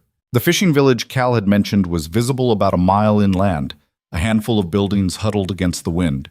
They hid the boat among rocks and kelp, covering it with driftwood. Not a perfect hiding spot, but it would have to do. The walk inland was agony. Mara's feet had blistered from wet shoes, her back screamed from rowing, and the nausea was back with a vengeance. She threw up twice behind rocks, bringing up nothing but bile. "You need rest," Margaret said. "I need to not get caught." The village was called Saltmir, according to a weathered sign. It was smaller than Greyhaven, poorer, the kind of place people ended up when they'd run out of other options. Perfect. An old woman was sweeping the steps of what looked like a general store. She studied them with eyes that had seen too much to be easily fooled. "You're the ones Garrett's looking for," she said flatly. Mara's hand went to the pistol. "We don't want trouble." "Then you came to the wrong place, girl. Trouble's all we got here." The woman set her broom aside. "But Garrett's trouble we don't particularly care for. Come inside before someone sees you." The store was cramped and cluttered, smelling of dried fish and desperation. The woman bolted the door behind them. "Name's Vera. I run this place, such as it is." She gestured to a back room. "You can hide there while I figure out what to do with you." "We have money," Mara said. "Not much, but keep your money. Anyone who pisses off Garrett is worth helping for free." Vera pulled aside a curtain, revealing a storage room barely bigger than a closet. "You'll be safe here for a day or two. After that, you'll need to move on. Garrett's reach doesn't extend this far officially, but he's got friends everywhere." They collapsed onto sacks of grain, too tired to care about comfort. They collapsed onto... Margaret fell asleep almost immediately, her breathing evening out into exhausted snores. But Mara lay awake, staring at the ceiling, her mind unable to stop calculating. They were out of money, out of options. Garrett knew who she was, which meant it was only a matter of time before Rowan knew where she was. And even if they ran again, where would they go? She was 4 months pregnant now, starting to show. Soon travel would become impossible. She'd thought leaving was the hard part. She'd been so stupidly wrong. Vera brought them food around midday: bread, cheese, water. Not much, but more than they had any right to expect. "Word's spreading," she said quietly. "Garrett's put a bounty on you. 200 crowns for information, 500 for actual capture." Mara's stomach dropped. "That's a fortune in a place like this." "It is, which means you've got maybe a day before someone in Saltmir decides that money's worth more than principles." Vera sat on an overturned crate. "You want my advice? Stop running." "That's terrible advice." "Is it? You're pregnant, exhausted, running out of places to hide. Eventually someone's going to turn you in. Better to control the terms of that surrender than wait for it to happen on someone else's schedule." Margaret stirred, woke. "Are you seriously suggesting she go back to her husband?" "I'm suggesting she negotiate. Use what leverage she has before it's gone." "I have no leverage," Mara said bitterly. "Rowan holds all the cards. The title, the money, the legal rights to our child. You have the one thing he apparently wants badly enough to offer 5,000 crowns for. You, alive and willing to return." Vera stood. "I'm not saying go back to being a doormat. I'm saying use the fact that he's looking for you to negotiate better terms." "He'll never agree to that." "You won't know unless you try." After Vera left, Mara and Margaret sat in silence, the weight of impossible choices pressing down on them. "She might be right," Margaret said finally. "You can't be serious." "I'm serious about you surviving, about this baby surviving. We can't run forever, Mara. And if the choice is between surrendering on your terms or being dragged back in chains, I know which one I'd choose. I'd rather die." "No, you wouldn't." "You? Because you're not just thinking about yourself anymore." Margaret's hand moved to Mara's stomach. "This child needs a mother who's alive, who's there, even if that means going back to a situation you hate." The words hit like physical blows because they were true. Mara had been so focused on escaping, on being free, that she hadn't fully considered what freedom meant when you were responsible for another life. Her child couldn't eat principles, couldn't survive on stubborn independence. "I can't go back to being invisible," she whispered. "Then don't. Make him see you. Force the confrontation you've been avoiding. And if that doesn't work, then at least you'll know you tried." That night, Mara wrote a letter. She used paper Vera provided, her handwriting shaky from exhaustion and fear. The words came slowly, each one feeling like a confession of failure. Rowan, you're looking for me. I know because there's a bounty on my head, and apparently I'm worth 5,000 crowns to you. I need to understand why. If this is about appearances, about maintaining the facade of a happy marriage for political purposes, then save your money. I'll never cooperate with that performance again. But if there's any part of you that actually wants me back, that regrets how things ended, then I'm willing to talk. Not as your duchess, not as your property. As a person you hurt who needs to know if you're capable of change. I'm 4 months pregnant. I'm exhausted. I'm running out of places to hide. And I'm terrified that our child will inherit a father who sees people as chess pieces instead of human beings. If you want me to come back, you need to convince me it won't destroy what's left of who I am. Meet me in Saltmir, alone. No guards, no political games, no performing for an audience. Just you and me, finally having the conversation we should have had 3 years ago. If you don't come, I'll know my answer, and you'll never find me again. E. She sealed the letter before she could change her mind, handed it to Vera to send south through whatever networks kept these coastal villages connected. You sure about this? Vera asked. No, but I'm out of good options. The wait was excruciating. 2 days passed with no response. Mara spent the time hiding in Vera's storage room, listening to customers come and go, wondering if each footstep was someone coming to collect Garrett's bounty. Margaret tried to stay optimistic, but the strain showed in her eyes. They were both running on borrowed time and dwindling hope. On the third day, Vera appeared in the doorway, her expression unreadable. Someone's here for you. Mara's heart stopped. Garrett's men? No, though I almost wish it was. Would be simpler. Vera stepped aside. He's waiting in the store. Mara stood on shaking legs. Is it? See for yourself. She walked through the curtain, Margaret close behind her. Rowan stood by the window, looking out at the gray sea. He'd dressed down. No fancy coat, no aristocratic accessories. Just simple traveling clothes that made him look almost normal.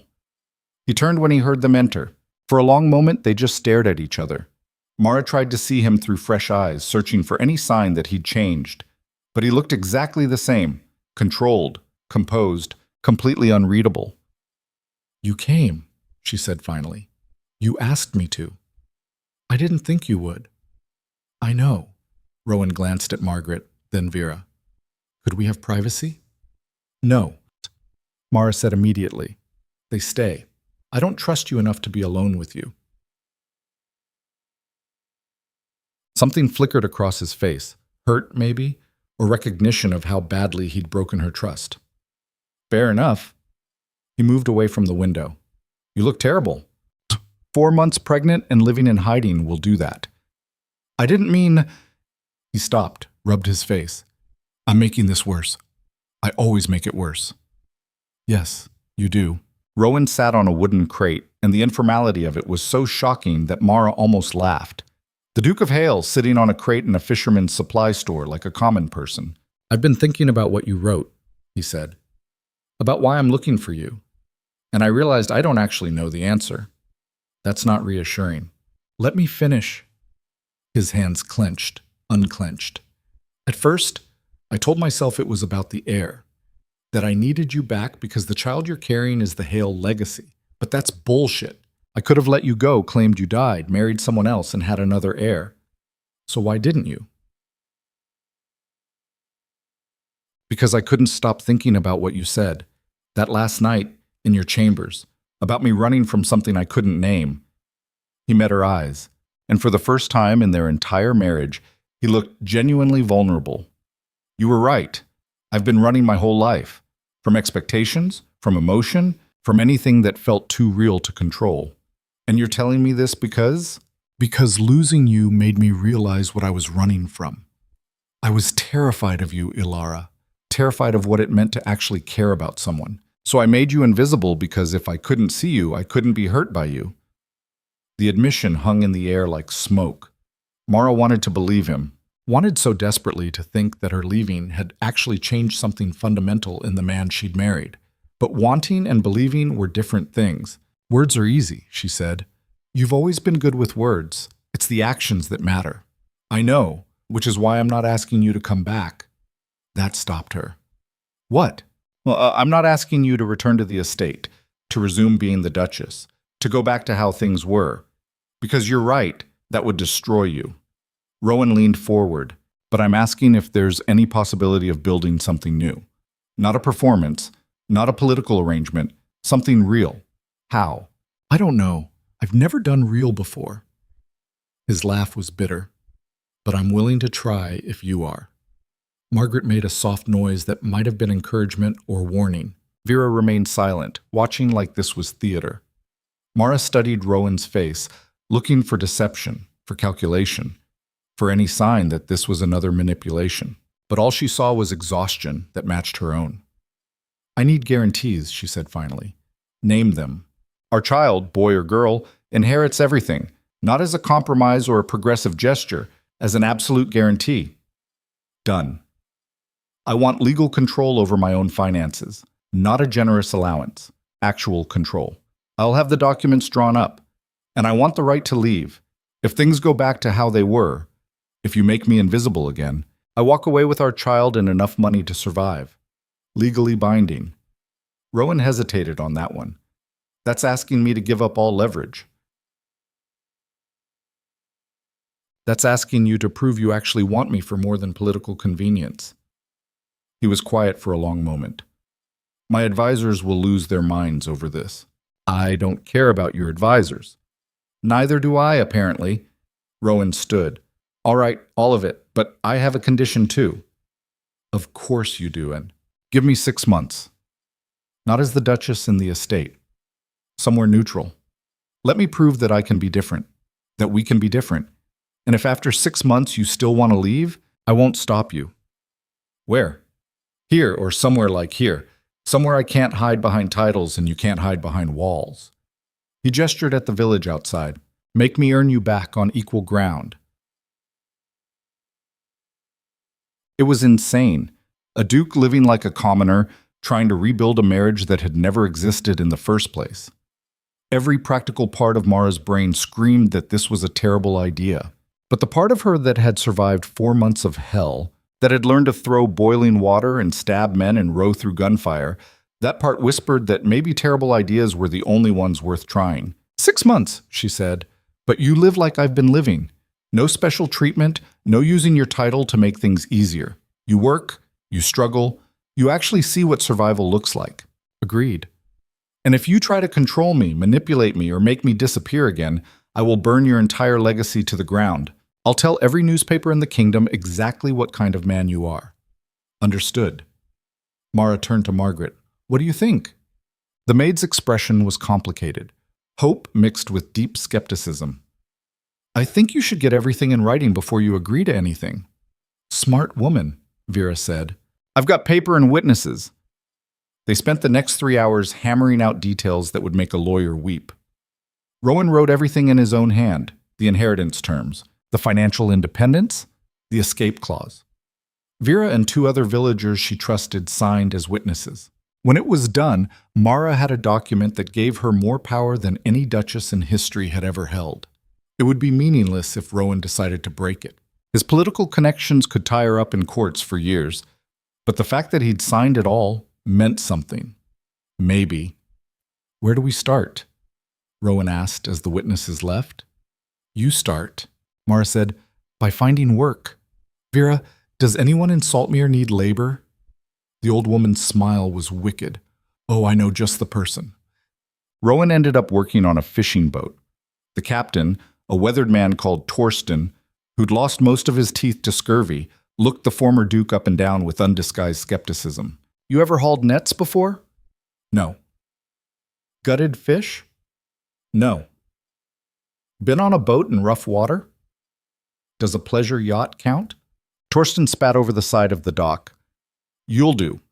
Pay is 2 crowns a day and you eat what you catch. Work starts at 4 in the morning, ends when the hold is full. You complain, you're done. You slack, you're done. You get seasick over my deck without cleaning it up, you're done. Understood. Mara watched from the shore as Rowan climbed aboard the vessel that would be his prison for the next 6 months. He looked back once, caught her eye. She didn't wave. That night, Vera set them up in a small cottage on the edge of Saltmir. 1 room, barely furnished, but private. Mara and Margaret took the bed. Rowan would sleep on the floor when he returned from his first day of fishing. If he returned. Part of Mara half expected him to run back to civilization the moment things got hard. But he came back, stumbled through the door at 8 that evening, soaked to the bone, reeking of fish and seawater, his hands torn and bleeding from rope work. "How was your first day?" Mara asked from the bed. Rowan collapsed on the floor without bothering to remove his wet clothes. "Torsten is a sadist. Welcome to working for a living. I threw up 6 times. He made me clean it every time." Rowan held up his ruined hands. "I think I'm missing skin." "You probably are. This is your revenge, isn't it? Making me suffer like you did." No," Mara said quietly. "This is me showing you what it costs to survive without privilege. If you can't handle 3 months of this, you'll never understand what I went through." Rowan was quiet for a long moment. "You're right. I know." He struggled to sit up, wincing. "Is there food?" "Bread and cheese. Vera left it." "That sounds like heaven right now." And Margaret brought him the food and watched with barely concealed satisfaction as the Duke of Hale ate stale bread like it was a feast. "You could run," Mara said. "Send for your carriage. Go back to your estate, your title, your comfortable life. The contract gives you that option. And lose any chance of proving I've changed?" Rowan shook his head. "I'm stubborn enough to see this through." Stubborn or desperate? Both. Over the following weeks, Mara watched Rowan's transformation with clinical detachment. The soft aristocrat who'd never done manual labor slowly hardened into something more substantial. His hands developed calluses. His skin darkened from sun exposure. His body learned the rhythm of physical exhaustion. Torsten, despite his initial skepticism, grudgingly admitted that Rowan was becoming competent. "He's slow," the captain told Mara when she came to the docks one morning, "but he don't quit. I respect that." But competence at fishing didn't translate to emotional availability. Rowan and Mara circled each other like wary animals, sharing space but little else. Their conversations were stilted, practical. He'd ask how she was feeling. She'd give one-word answers. She'd ask about his work. He'd describe it in exhausting detail, like proving how hard he was working would somehow fix everything. It was Margaret who finally snapped. "This is ridiculous," she said one night after Rowan had fallen asleep on the floor, too tired to even eat dinner. "You're both trying so hard to prove points that you've forgotten why you're here." "I'm here because I don't have better options," Mara said. "Liar. You're here because some part of you wants this to work. That part is very stupid." "Probably, but it exists." Margaret knelt beside Mara. "He's trying. Clumsily, desperately, like a man who's never tried before. But he's trying, and you're punishing him for every day he didn't try in the past. He deserves to be punished." "Maybe. But do you deserve to stay angry forever?" The question haunted Mara for days. She was angry, furious at Rowan for 3 years of invisibility, for the affairs, for questioning their child's paternity. But underneath the anger was something more complicated: grief for the marriage that never was, fear that he'd revert the moment they left Saltmir, and underneath all of it, a tiny, stubborn spark of hope she couldn't quite extinguish. 2 months into their arrangement, Garrett found them. His men came at dawn, 8 of them, armed and looking like they meant business. They surrounded the cottage before anyone inside realized what was happening. Mara woke to the sound of splintering wood as the door burst open. Garrett stood in the doorway looking extremely pleased with himself. "Your Grace," he said with exaggerated courtesy. "And your Grace, what a cozy little setup you have here." Rowan was on his feet immediately, positioning himself between Garrett and Mara. "Get out. I'll put basis." "I don't think so. See, you owe me quite a lot. Your wife cost me men, money, and reputation. I think it's time we settled accounts. Name your price." "Oh, I don't want money from you." Garrett's smile was predatory. "I want something much more valuable. I want you to use your political connections to give me a monopoly on fishing rights along this entire coast." Rowan's jaw tightened. That would destroy every independent fisherman in 50 miles. "Exactly. And you're going to do it anyway, or I tell everyone where you've been hiding, what you've been doing, and watch your political career burn." I'll have you arrested for extortion. Good luck proving it. I'm very careful about leaving evidence. Garrett moved further into the room. You have 24 hours to decide. Either you make me very rich, or I make you very embarrassed. He left, his men following, but the threat lingered like smoke. Rowan turned to Mara, his face ashen. I can't give him what he wants. It would destroy this entire region. Then don't. He'll ruin us, publicly humiliate us, destroy any credibility I have left. So? Mara stood, her hand protective on her swollen stomach. Let him. Who cares what the aristocracy thinks? I care. My political work, your political work has been meaningless performance, just like our marriage. She moved toward him. This is your choice, Rowan. You can protect your image and destroy innocent people, or you can finally do something that actually matters. You're asking me to sacrifice everything I've built. I'm asking you to prove that you've actually changed, that you're capable of choosing people over politics. Rowan sank onto the bed, head in his hands. For a long moment, he was silent. Then he laughed, bitter and broken. Do you know what's funny? 6 months ago, this wouldn't have been a choice. I would have given Garrett what he wanted without hesitation. But now, he looked up at Mara. Now I actually give a damn about people whose names I don't even know. So what are you going to do? See, I'm going to call his bluff. Let him publish whatever he wants. Let the scandal come. Rowan stood. And then I'm going to use every political connection I have to make sure he never operates in this region again. Mara felt something shift in her chest. Not forgiveness, not yet, but recognition. This was the man she had hoped existed beneath all the performance. That will destroy your reputation, she said. Probably, but at least I'll deserve my reputation for once. The scandal broke 3 days later. Newspapers across the kingdom ran variations of the same story. The Duke of Heir, living in squalor on the northern coast, working as a common fisherman while his pregnant wife hid from society. The mockery was vicious, the political cartoons devastating. Rowan's allies abandoned him, his enemies celebrated. His political career, everything he'd spent years building, collapsed in a matter of days. He read the newspapers in their tiny cottage, his face expressionless. Any regrets? Mara asked. Surprisingly few. He set the papers aside. Turns out being humiliated publicly is less painful than I thought, probably because I actually deserve it this time. What about Garrett? Reported to the authorities for extortion with a very detailed account of his operations. It won't stick, he's too careful, but it'll make his life difficult for a while. To Audrey, Mara sat beside him, close enough that their shoulders touched. You're different. Am I? You're starting to be. It wasn't much. It wasn't forgiveness, but it was something. That night, for the first time since Saltmir, they actually talked. Really talked. Not about logistics or scandals, but about the things they'd never said before. Rowan told her about growing up under his father's brutal expectations, learning early that emotion was weakness and love was leverage. About watching his mother become invisible in her own marriage and swearing he'd never care about anyone enough to make them matter. Mara told him about the loneliness of their marriage, the slow erasure of herself. The moment she realized she'd rather risk everything than accept being a ghost. And somewhere in the darkness of their tiny cottage, with the sound of waves outside and the baby moving between them, something fragile began to grow. It wasn't love, not yet, but it was honest, and maybe that was more important. The baby came early, in the middle of a storm that rattled the cottage walls and turned the sea violent. Mara's water broke at midnight. The contraction started 20 minutes later, fierce and unrelenting. Get Vera, she gasped to Margaret, and find someone who knows midwifery. But the storm had made travel impossible. The midwife lived 3 miles away and the roads were rivers of mud. It was just them.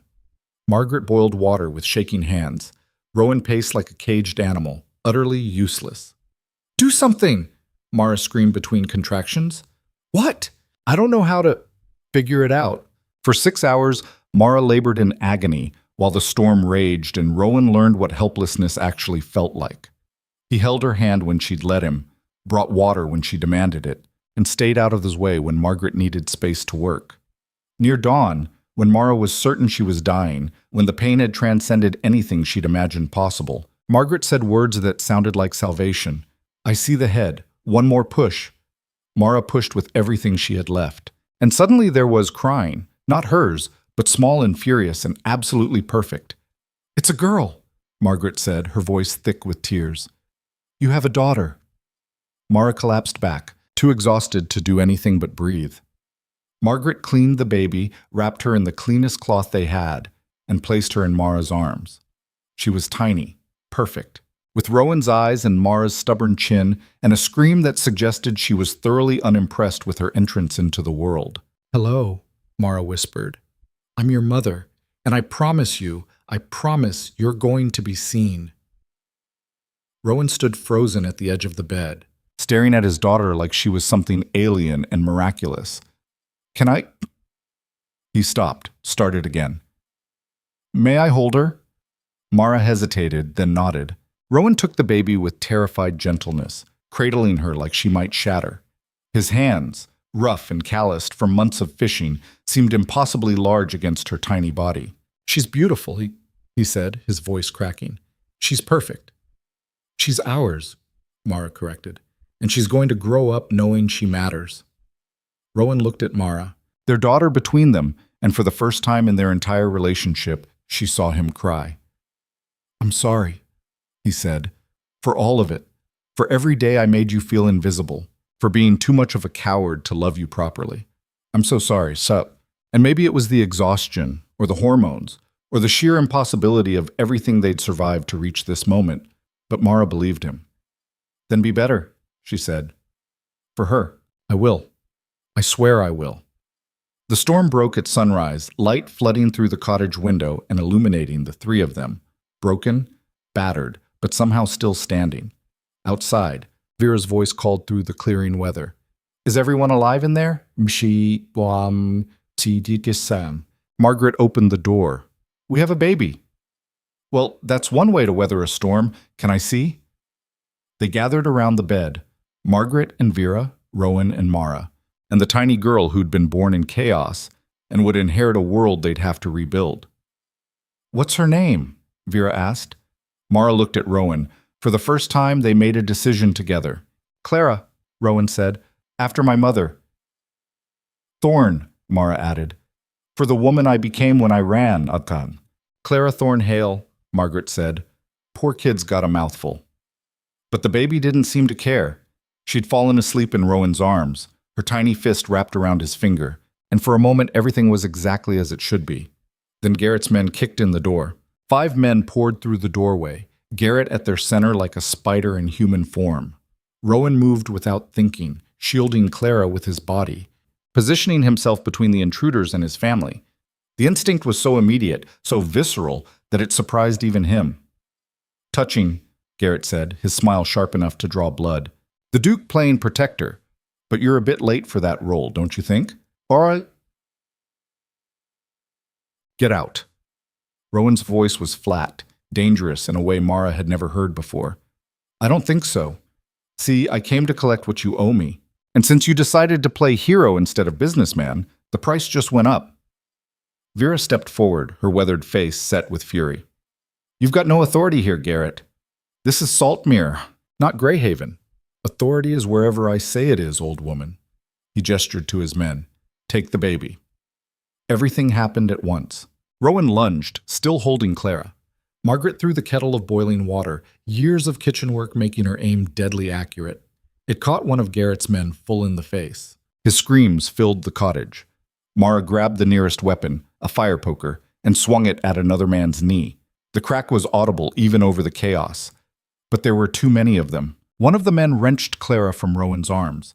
The baby's screams cut through everything else, pure, terrified, furious. Mara's vision went red. She didn't remember crossing the room, didn't remember driving the poker into the man's shoulder with enough force to shatter bone. All she knew was that one moment Clara was being stolen, and the next the man was on the ground howling, and her daughter was back in her arms. Enough! Garrett's roar cut through the violence. He had a pistol now, aimed directly at Rowan's chest. Everyone stops moving, or the Duke dies. And before you get heroic ideas, widow. I know you don't actually care if he lives, but imagine explaining to your daughter why her father's brains are decorating the wall. The room froze.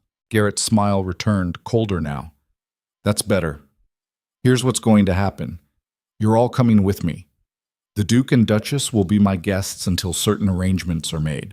The baby stays here with the old woman. Insurance that you'll cooperate. No. Mara's voice was steel wrapped in rage. You don't touch my daughter. Then come quietly and she stays safe. Fight me, and I'll make sure she grows up knowing her parents died because they were too stubborn to negotiate. Mara looked at Rowan, saw her own desperation reflected in his eyes. They'd survived everything. The escape, the poverty, the scandal, the literal storm, only to be cornered in the moment they'd finally started becoming a family. There's another option, Vera said quietly. Garrett turned to her. And what's that, old woman? The village. Vera moved to the window, pulled aside the curtain. You've been so focused on breaking down this door that you didn't notice them gathering. Outside, the entirety of Saltmir had assembled, fishermen with gaffs and knives, women with clubs and determination, even children holding rocks, their young faces set with the kind of anger that came from watching outsiders threaten their own. Torsten stood at the front, holding a harpoon like he knew exactly how to use it. See, here's the thing about Saltmir, Vera continued, her voice carrying a dangerous edge. We don't have much. No wealth, no status, no protection from men like you, but we have each other. And you just threatened one of ours. Garrett's confidence flickered. They won't attack. I'll kill the Duke before they reach the door. Will you? Torsten's voice boomed from outside. Before my harpoon goes through your skull? I've killed sharks bigger and meaner than you, boy. Don't test me. The standoff stretched, tension thick enough to choke on. Then Rowan did something completely unexpected. He laughed. Not a nervous laugh, not a desperate one, but genuine amusement that seemed utterly inappropriate for the situation. What's funny? Garrett demanded, the pistol wavering slightly. You, Rowan said. Me. This entire absurd situation. He looked at Mara, and his eyes were clearer than she'd ever seen them. I spent 3 years treating people like chess pieces, thinking I could control outcomes through manipulation and strategy. And here I am, saved by people I met 2 months ago who have every reason to let me die. Your point? Garrett's finger tightened on the trigger. My point is that you've already lost. You came here thinking you had leverage, that I still cared about reputation and political power enough to give you what you want. But I don't. That person died somewhere between gutting fish and delivering my daughter in a storm. So shoot me if you want. These people will still tear you apart. Right? Mara saw it then, the moment Garrett's certainty crumbled. He'd built his entire strategy on the assumption that Rowan was still the man he'd been, the Duke who valued appearance over substance, who'd sacrifice anything to maintain his carefully constructed image. But that Duke was gone. You're bluffing, Garrett said, but his voice lacked conviction. Try me. The pistol swung toward Mara instead. Then I'll shoot her. Do it. Mara's voice was ice. And you'll never leave this cottage alive. That baby you wanted to use as leverage, she's asleep in my arms right now. The moment I drop, every person outside comes through that door. You might kill 1 or 2, but the rest will gut you where you stand. Clara chose that moment to wake, her cries filling the cottage, chose that moment to... It was such a normal sound, a baby wanting to be fed, uncomfortable, needing her mother, that it cut through the violence like light through darkness. Garrett looked at the baby, at Mara, at the crowd outside gathering courage and weapons in equal measure. His men were bleeding, one still writhing on the floor from the poker wound. The odds had shifted so dramatically that even he could see it. This isn't over, he said. Yes, Rowan replied quietly. It is. You just haven't accepted it yet. Garrett backed toward the door, his men stumbling after him. The crowd parted just enough to let them through, then closed again like water, surrounding the cottage in a protective wall of bodies. The moment they were gone, Mara's legs gave out. Margaret caught her, guided her to the bed. Clara was still crying, hungry and oblivious to how close they'd all come to disaster. That was the stupidest thing you've ever done, Mara told Rowan, her hands shaking so badly she could barely hold the baby. Which part? There were several stupid things. Calling his bluff. He could have killed you. He could have, but I meant what I said. I'm done living in fear of what people like him can take from me. Rowan sat beside her, careful not to crowd her space. I'd rather die defending something real than live protecting something hollow. That's very noble and very stupid. I'm learning from the best. Outside, Torsten was organizing watches, making sure Garrett actually left Saltmir and didn't circle back for revenge. The injured men had been dragged away by their friends, leaving blood stains on the cottage floor that Margaret was already scrubbing out with vicious efficiency. Vera appeared in the doorway, her expression softer than Mara had ever seen it. "The village wants to know if you're all right," she said. "We're alive," Mara replied. "That counts as all right. They also want to know if you're staying." The question hung in the air, heavy with implications. Mara looked around the tiny cottage, barely more than a shack, cramped and cold and smelling of fish. Nothing like the estate she'd fled. Nothing like the life she'd been raised to expect. But it was real. The people outside cared if she lived or died, not because of her title, but because she'd proven herself one of them. She'd worked, struggled, bled alongside them. They'd seen her at her worst and decided she was worth defending. "I don't know," Mara said honestly. "We have a lot to figure out." "Fair enough. Take your time. Just know you're welcome here, all of you." Vera's gaze moved to Rowan. Even the Duke, though he's still got a lot to learn about hauling nets properly. After she left, the cottage fell into exhausted quiet. Clara had finally latched on to nurse, her small sounds of contentment the only noise besides the wind outside. Margaret broke the silence. "We can't stay here forever." "I know," Mara said. "Garrett won't give up. He'll come back with more men, or he'll find another way to leverage you. I know that too. So what do we do?" Rowan stood, moved to the window. The crowd was dispersing now, people returning to their homes but staying alert. Torsten remained on watch, his harpoon still ready. "We stop running," Rowan said. "We go back." Mara's head snapped up. "What?" "Not back to how things were, back to actually fix what I broke." He turned to face them. "I destroyed my own reputation trying to protect it. My political enemies think I'm finished. My allies have abandoned me, which means for the first time in my life, I have nothing left to lose." "How is that a plan?" "Because people without reputations to protect can tell the truth, and I have a lot of truth to tell." Margaret looked skeptical. "About what?" "About everything. The corruption I ignored, the deals I made that hurt innocent people, the entire rotten system I helped maintain because it benefited me." Rowan's voice gained strength. "I spent years building political capital. Time to spend it on something that actually matters." "They'll destroy you," Mara said. "They've already destroyed the person I was." "Good. He deserved it." Rowan moved closer, knelt beside the bed. "But I'm not asking you to come with me. You've earned the right to stay here, stay safe, raise Clara somewhere Garrett can't reach." Mara studied his face, looking for traces of the man who'd made her invisible. But she saw only exhaustion, determination, and something that might actually be courage. "What exactly are you planning to do?" "Public confession. Every shady deal, every compromise that hurt people, every time I chose politics over principles. I'll burn down my entire legacy if that's what it takes to build something better." "That's career suicide." "Probably, but Clara deserves to inherit a world that's less broken than the one we grew up in. And the only way to fix it is to stop pretending it's fine." Margaret made a strangled sound. "This is insane. You're talking about throwing away centuries of family legacy, political connections, everything your family built. Everything my family built on the backs of people they considered beneath them. Yes, that's exactly what I'm talking about." Rowan's jaw set with determination that looked almost foreign on his face. "I've been thinking about what you said, Alara, about being seen, about refusing to be invisible. You were right. And not just about you, about everyone my family and people like us have systematically erased.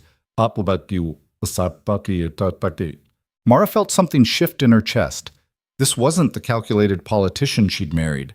This was someone who'd been broken down and rebuilt into something different. Maybe not better yet. He still had so much to prove, but at least honest. "You're serious about this," she said. "Completely." "It won't be enough. One confession won't change an entire system." "You're right, but it's a start, and I have to start somewhere." Clara had fallen asleep at Mara's breast, milk-drunk and peaceful. Looking at her daughter's face, so new, so unaware of the complicated world she'd been born into, Mara felt the weight of every decision that had led to this moment. She could stay in Saltmir, live quietly, raise Clara away from politics and scandal. It would be safe, simple, exactly the anonymous life she'd wanted when she fled. But it would also be hiding, and she was so tired of hiding. If we do this, Mara said carefully, we do it right. Not just your confession. We expose everything. The corruption, the affairs, the entire rotten structure. And we don't do it to save your reputation. We do it to actually change things. Rowan's eyes widened. You're saying you'll help? I'm saying I spent 3 years watching you navigate that world. I know where the bodies are buried. I know which families are embezzling, which lords are breaking laws, which systems are designed to keep power concentrated in hands that don't deserve it. Mara shifted Clara to her shoulder, patting the baby's back with practiced gentleness. You want to burn it down? I'll bring the kindling. Aye. Margaret looked between them like they'd both lost their minds. You realize this makes you targets. Every powerful person you expose will come after you. Your lives will be in constant danger. They're already in danger, Mara pointed out. Garrett proved that. At least this way, we're fighting for something that matters. And Clara? You're willing to raise her in that chaos?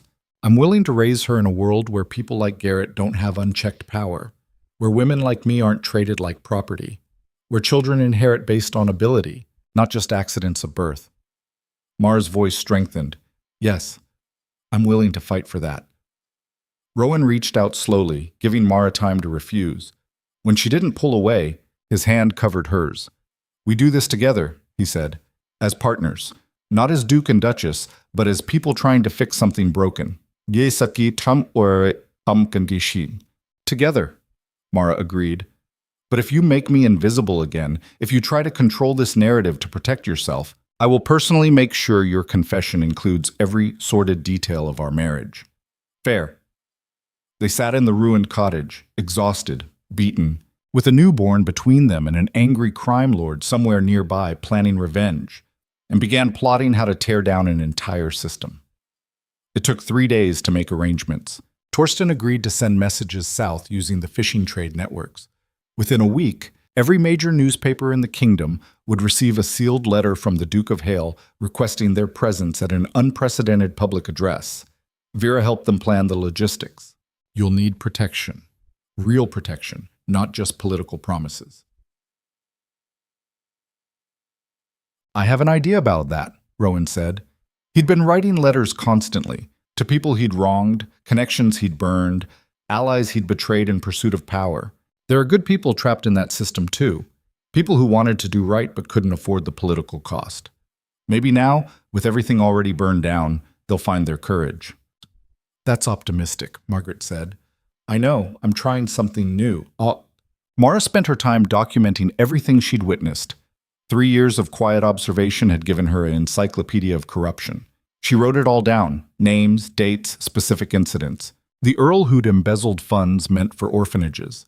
The lord who'd used his position to force himself on servants. The systematic way noble families exploited legal loopholes to avoid taxes while their tenants starved. It was damning, comprehensive, absolutely guaranteed to make them enemies for life. You're sure about this? Margaret asked, watching Mara's pen scratch across page after page. No, but I'm doing it anyway. Clara was growing stronger each day, her cries more demanding, her grip surprisingly fierce. Mara would nurse her and wonder what kind of world they were building for this tiny person who'd done nothing to deserve being born into such chaos. On the 4th day, Cal appeared at the cottage. He looked worse for wear, bruised, limping slightly, but alive. Garrett's men caught up with me, he said without preamble. They wanted to know where you'd gone. I told them I had no idea. They didn't believe me. Cal, I'm so sorry, Mara started. Don't be. I knew the risks when I helped you escape Greyhaven. He sank into a chair, wincing. But there's something you should know. Garrett's not working alone anymore. He's made deals with some of your husband's political enemies. They're funding him, giving him information. They want you both discredited before you can make any public statements. Rowan's expression darkened. Who? Lord Pemberton, Lady Ashford, that whole faction that's been trying to undermine your infrastructure bill. Cal accepted water from Margaret gratefully. They see this as their chance to destroy you completely, and they have resources Garrett could never access on his own. How long do we have? Mara asked. Maybe a week before they move publicly. They're planning to circulate their own version of events, painting you as a madwoman who abandoned her husband, painting him as a victim of female hysteria. Then they'll use that narrative to discredit anything you try to say later. Mara felt rage building in her chest. Of course they'd weaponize her gender. Of course they'd turn her escape into proof of instability rather than desperation. We move faster, Rowan said. We make our statement before they can control the narrative. The newspapers won't arrive for another 3 days minimum, Margaret pointed out. Then we don't wait for newspapers. Rowan stood, began pacing. We go straight to the Capitol, make the confession publicly, where everyone can witness it. Use their own social season against them. That's insane, Cha, Cal said. You'll be walking into hostile territory. Boss, we're already in hostile territory. At least in the Capitol, we'll have an audience. Mara understood what he was really proposing. A spectacle so public, so undeniable, that their enemies couldn't suppress it. It was risky, dramatic, and absolutely the kind of move that could backfire catastrophically. It was also exactly the kind of bold action she'd been craving. I'm in, she said. Mara, Margaret's voice held warning. I'm in, Mara repeated firmly. We've been reacting this whole time, hiding, running, defending, time to go on offense. They left Saltmir the next morning.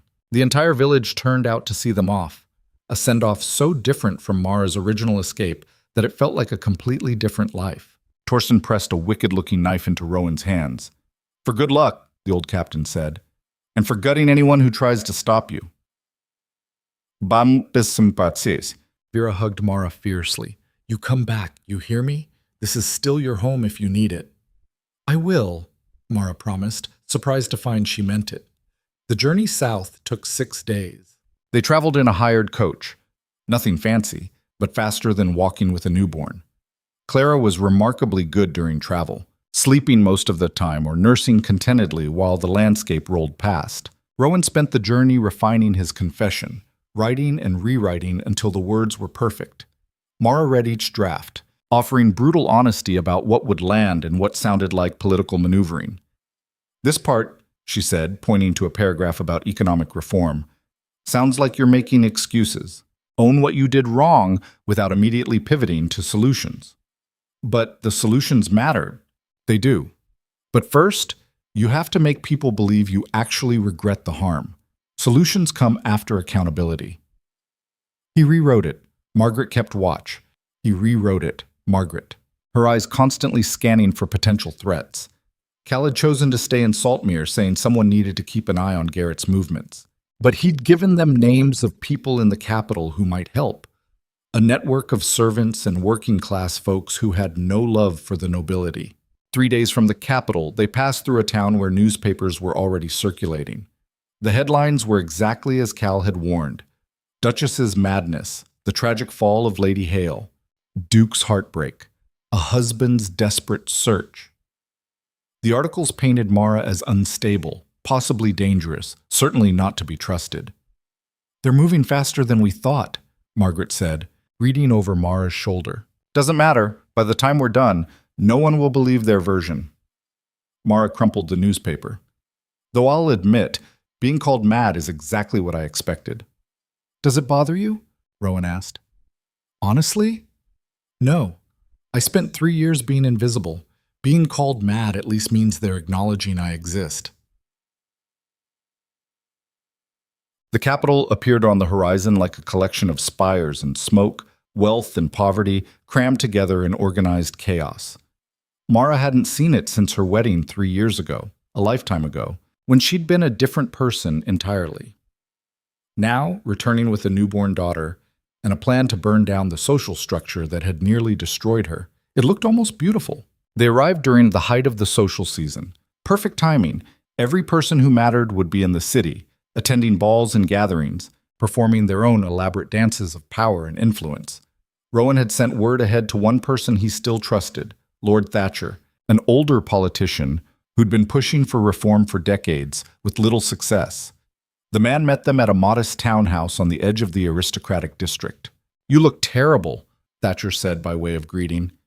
"I feel terrible," Rowan replied, "but I have work to do."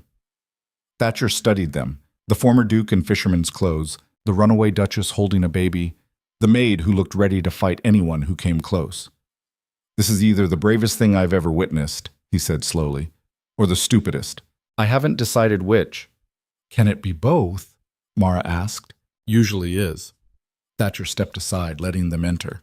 "I've arranged what you asked for. The Grand Assembly Hall, tomorrow evening. Every major lord and lady will be there for the season's opening gala. You'll have your audience." "And security?" Margaret asked. "What I could manage. But understand, once you walk into that hall, you're completely exposed. Pemberton's faction will try to stop you. Violently, if necessary." "Then we'll have to be faster than they are," Rowan said. That night, Mara barely slept. Clara nursed every few hours, and between feedings, Mara lay awake rehearsing everything that could go wrong. They could be arrested before making their statement, shouted down as lunatics, physically attacked. Their confession could be dismissed as the ravings of a disgraced couple desperate for attention. But they could also change everything. Around 3 a.m, Rowan appeared in the doorway of her room. "Can't sleep either?" he asked. "Clara's hungry every 2 hours. Sleep is a distant memory." He sat in the chair beside the bed, careful to keep his distance. They'd been better since Saltmir. More honest, less adversarial, but the wounds of their marriage were still raw. "I want you to know," Rowan said quietly, "that whatever happens tomorrow, I'm grateful. For the chance to try to fix this. For you not giving up on me completely. For Clara. Don't get sentimental on me now. I need you angry tomorrow. Determined." "I can be both." Mara looked at him in the darkness, this man who'd destroyed her and was now trying to help rebuild what they'd both lost. "Are you scared?" she asked. Terrified, but also relieved, like I've been holding my breath for 3 years and can finally exhale. That's dramatic. I'm trying to be honest, it's new for me. Despite everything, Mara smiled. "Yeah, I've noticed." The Grand Assembly Hall was exactly as Mara remembered, opulent to the point of obscenity, dripping with gold leaf and crystal chandeliers. The cream of society was already gathering for the gala, dressed in their finest, performing the same tired rituals of wealth and power. They looked at Rowan and Mara's entrance like they'd seen ghosts, which, in a way, they had. Pemberton was there, his face cycling through shock to fury in seconds. Lady Ashford looked like she'd swallowed something poisonous. Other lords and ladies whispered behind fans and champagne glasses, their gossip spreading like wildfire. Rowan walked straight to the center of the hall, Mara beside him, Clara in her arms. "I have a confession to make," Rowan said, his voice cutting through the whispers. The room fell silent. "For 3 years, I have been a coward and a liar. I married a remarkable woman and made her invisible because I was too afraid to actually see her. I conducted affairs because emotional connection terrified me. I used my political position to benefit myself and people like me, while ignoring the suffering we caused." Gasps rippled through the crowd. Pemberton was pushing forward, clearly trying to stop this before it gained momentum, but Rowan kept talking. "I have evidence of corruption throughout our system. Lords who embezzle from charity funds. Ladies who use their positions to destroy servants who refuse their advances. An entire network of power designed to protect the wealthy while exploiting everyone else. And I am complicit in all of it." "This is madness," Pemberton shouted. "The man is clearly unwell, but, monsieur..." "The man is finally telling the truth," Mara cut in, her voice ringing through the hall. "Something you should try, Lord Pemberton. Or shall I share what I know about your involvement in the grain shortage 2 years ago? The one that killed hundreds while you profited?" Pemberton went pale. "Ultimatum." Mara turned to address the crowd. "I am Duchess Alara Vance of Hale.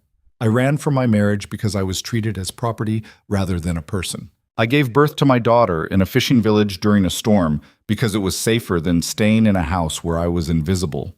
And I am done being quiet about what I've witnessed. She began listing names, dates, specific acts of corruption. With each revelation, another aristocrat's face went white. Some tried to protest, Others fled, but more stayed, transfixed by the spectacle of their own dirty laundry being aired so publicly. Thatcher had positioned guards at the exits, not to keep people in, but to keep Pemberton's hired muscle out. The confession continued, both Rowan and Mara trading revelations like they were dismantling a building brick by brick. 30 minutes in, something shifted. A young countess stepped forward. "Lord Hale is right. My husband has been embezzling from veteran funds for 5 years. I have proof." Then another voice. "Lady Ashford threatened my sister when she tried to report assault. I have witnesses." One by one, people began speaking up. Not everyone. Many of the most corrupt simply fled, but enough stayed to create a chorus of truth that couldn't be silenced or spun. The system was being exposed, not by one dramatic confession, but by dozens of small ones building into something undeniable. Pemberton made one last attempt to regain control, standing on a chair and shouting about propriety and order. But his voice was drowned out by others demanding actual accountability. When it finally ended hours later, the Grand Assembly Hall was divided. Some had fled in fury. Others remained shell-shocked, but considering what came next. A few, like Thatcher, looked almost hopeful. "That," Thatcher said, approaching Rowan and Mara, "was the most magnificent political suicide I've ever witnessed." "But did it work?" Rowan asked. "Too soon to tell. You've made powerful enemies, but you've also inspired people who've been waiting for someone to finally say what everyone knew but wouldn't admit." He smiled. "Give it time." Outside, the night air was cool against Mara's flushed face. Clara had slept through the entire thing, somehow peaceful amid the chaos. "We did it," Margaret said, her voice shaky with adrenaline. "We started it," Mara corrected. "This is just the beginning, Oz."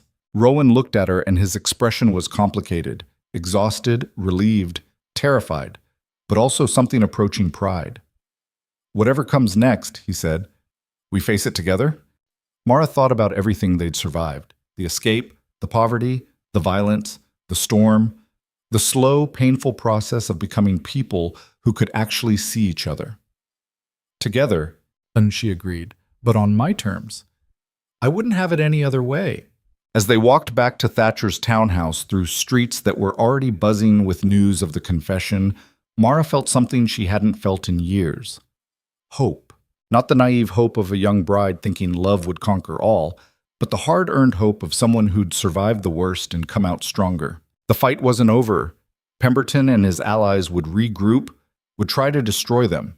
The system wouldn't change overnight, and she and Rowan still had years of damage to repair between them. But for the first time, Mara believed it was actually possible. Clara stirred in her arms, making small sounds that meant she'd be hungry soon. Mara looked down at her daughter's perfect face and made a silent promise. "You'll grow up in a world where you're seen, where your voice matters, where being a woman doesn't mean being invisible. I'll make sure of it." The assassination attempt came 3 days later. Mara was nursing Clara in the townhouse parlor when the window shattered. Glass exploded inward, and something, a rock, a bottle, sailed past her head close enough that she felt the displacement of air. Margaret threw herself over both of them, her body a shield. Outside, voices shouted threats that turned Mara's blood cold. "Whore! Traitor! You'll burn for this!" Rowan burst through the door, Thatcher's guards behind him. They formed a protective wall while the mob outside grew louder, more violent. "How many?" Rowan asked one of the guards. 50? Maybe more. They're calling for blood." "Pemberton's people?" "Some, but not all. Word spreading that you accused half the peerage of crimes. People are angry." Mara clutched Clara tighter, fury overriding fear. "They're angry at being exposed, not at actually committing the crimes. Voici." Another rock hit the building, then another. The guards drew weapons, but they were vastly outnumbered. "We need to evacuate," Thatcher said, appearing at the doorway. "I have a carriage waiting at the back entrance. Get them out now before this turns into a slaughter." But Mara was done running. "No," she said, standing despite Margaret's protest. "We go out the front." "That's suicide," Rowan said flatly. "That's making a point."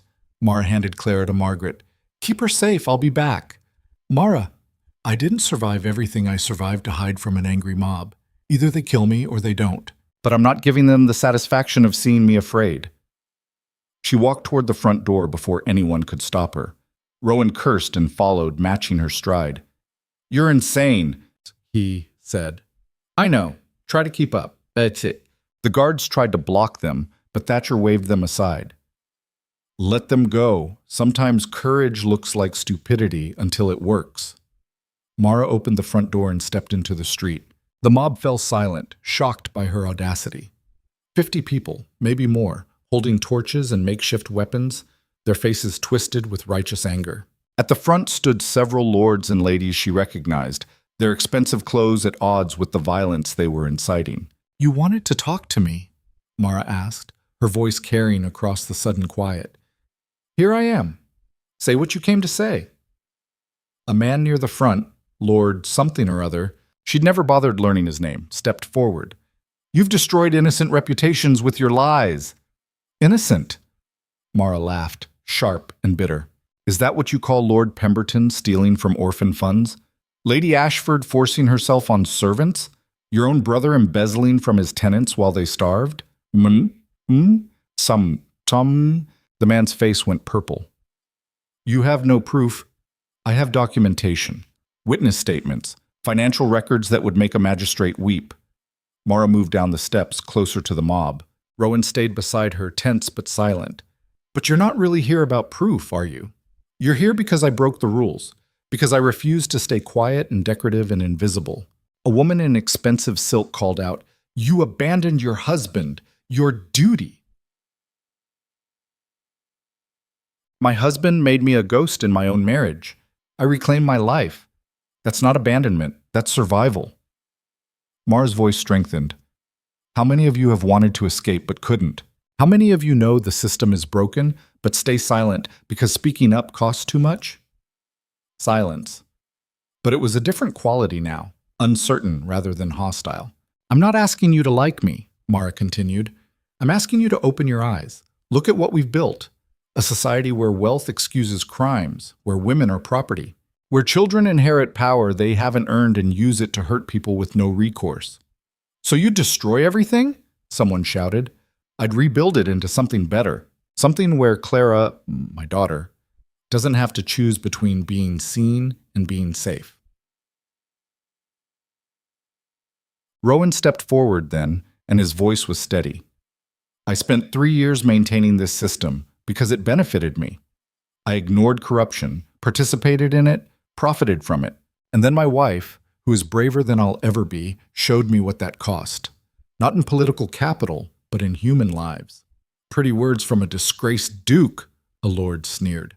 "I am disgraced. I earned that disgrace through my actions. But I'm trying to earn something else now, actual integrity. Not the performance of it, but the reality." The mob was fracturing. Mara could see it. Some remained angry, committed to violence, but others were listening, considering, their certainty wavering. Then a voice cut through the crowd, female, young, furious. "They're telling the truth."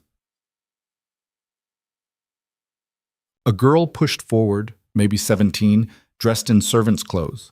Her face was tear-stained but determined.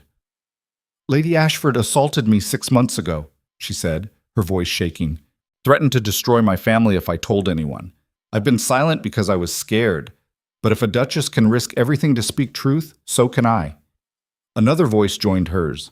Then another. Servants, shopkeepers, working people who'd been victimized by the system and never had a platform to speak. The lords and ladies who'd led the mob began backing away, realizing they were losing control of the narrative. Pemberton appeared at the edge of the crowd, his face a mask of calculation. "This proves nothing. Accusations aren't evidence." "No," Thatcher said, emerging from the townhouse with an armful of documents. "But these are financial records, correspondence, witness statements, all properly notarized. Everything the Duke and Duchess claimed, backed by proof." "Bas." He handed papers to people in the crowd. They began reading, and the remaining anger transformed into something more dangerous. Understanding. "You knew," someone accused Pemberton. "You all knew and did nothing." "We participated," another lord admitted quietly. "Some of us unwillingly, but we still participated. That makes us complicit." The mob was dissolving now, breaking into smaller groups, having arguments among themselves. The immediate danger had passed, though the larger battle was far from over. Mara felt her legs wobble. Rowan caught her elbow, steadying her. "That was the bravest, stupidest thing I've ever witnessed," he said quietly. "You followed me out here. That makes us equally stupid." "Fair point, Bucky." They returned to the townhouse to find Clara screaming her displeasure at being separated from her mother. Mara took her daughter back, sank into a chair, and finally allowed herself to shake. "We can't keep doing this," Margaret said, her voice tight. "Every public appearance could be another attack. Clara deserves better." "Clara deserves parents who fight for a better world," Mara countered, "even if that fight is dangerous." "And if you die fighting, what does she get then?" Hiss. The question hit hard because it was valid. Mara looked down at Clara's face, so small and trusting, and felt the weight of impossible choices. "Then we need to win," she said finally, "fast enough that the danger ends before it costs us everything." Over the following weeks, the kingdom fractured into factions. Some lords and ladies doubled down on defending the old system, insisting that Rowan and Mara's accusations were overblown or fabricated. Others, especially younger nobility and those who'd been quietly suffering under corruption, began calling for actual reform. The common people were overwhelmingly on Mara's side. She'd become a folk hero of sorts, the runaway duchess who'd survived poverty and violence to expose the rot at society's core. Songs were written about her. Street performers reenacted her confrontation with the mob. It was simultaneously gratifying and exhausting. "They've made you into a legend," Rowan said one evening, reading yet another pamphlet that dramatized her escape. "Half of this isn't even accurate. The truth is always less interesting than the story. Let them have their legend, as long as it keeps pressure on the people in power." But legends came with their own dangers. Garrett resurfaced 2 months after the Grand Assembly confession. He'd been silent so long that Mara had almost convinced herself he'd given up, but she should have known better. He appeared at a public forum where Rowan was speaking about proposed legal reforms. Just walked in, flanked by hired guards, and took a seat in the front row. Mara spotted him immediately. Her hand went to the knife she now carried everywhere, Torsten's gift, which had become a talisman of survival. Rowan saw him too. His voice faltered briefly, then strengthened. "Some of you know I've made powerful enemies through my confessions. One of them is here today. Garrett, a crime lord from Greyhaven who tried to blackmail and threaten my family." Garrett's smile was cold. "I'm here as a concerned citizen, wondering when you'll address your own crimes, Your Grace, or should I share the details of your wife's theft? The money she embezzled to fund her escape?" The room went silent. Mara stood, her heart hammering but her voice steady. "Yes, let's discuss that. I took money from my own household accounts to escape an abusive marriage. Money that was technically my husband's property, because under our current laws, married women own nothing. That's the crime you're referencing." "Theft is theft," Garrett said smoothly, "and blackmail is blackmail, as is attempted kidnapping of a newborn, assault, extortion. Should I continue listing your actual crimes, or would you like to pretend this is about legal principles?" Rowan gestured to the guards he'd brought, real ones this time, official city watch. "Garrett is wanted for questioning regarding multiple violent crimes in the Northern Territories. Officers, please escort him out." Garrett went willingly, but his parting smile promised this wasn't over. "He's going to retaliate," Margaret said after the forum ended. "And next time, it won't be public threats. It'll be violence." "I know," Mara said, "which is why we need to move faster. Finish what we started before he has time to plan." The reform bill Rowan had been working on, with input from Mara, Thatcher, and a coalition of unlikely allies, came to Parliament 6 weeks later. It was radical by any measure.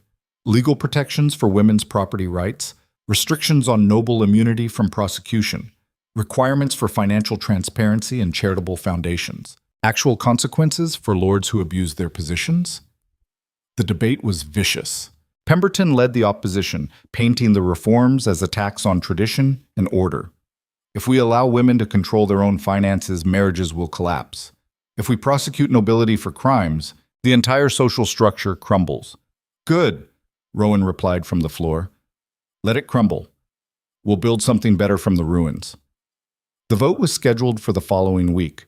Both sides lobbied aggressively, trading favors and threats in equal measure. Mara found herself in the strange position of being courted by politicians who'd ignored her existence 3 years ago.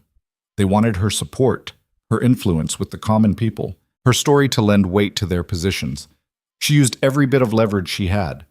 "Support the reforms fully, or I tell every newspaper about your involvement in the grain shortage," she told one lord. "Vote yes, or I publish your letters to that young man you've been secretly courting," she told a lady who'd been publicly condemning Mara's moral character. It was ruthless, manipulative, exactly the kind of political maneuvering Rowan had taught her through 3 years of observation. "You're good at this," he said, watching her work a room at a pre-vote gathering. "I learned from the worst," Mara replied. "Now I'm using it for something that actually matters." Well, that's either character growth or corruption. I can't tell which. Why not both? The night before the vote, Garrett made his move. Fire broke out in the townhouse. Not an accident, arson, pure and simple. The flames spread fast, consuming the first floor before anyone realized the danger. Mara woke to smoke and screaming. She grabbed Clara, stumbled toward the door, found it blocked by flames. Margaret was shouting from somewhere, Rowan's voice calling for them. The window. It was their only option. Mara wrapped Clara in blankets, protecting her daughter's face from smoke. The window wouldn't open, stuck or deliberately jammed.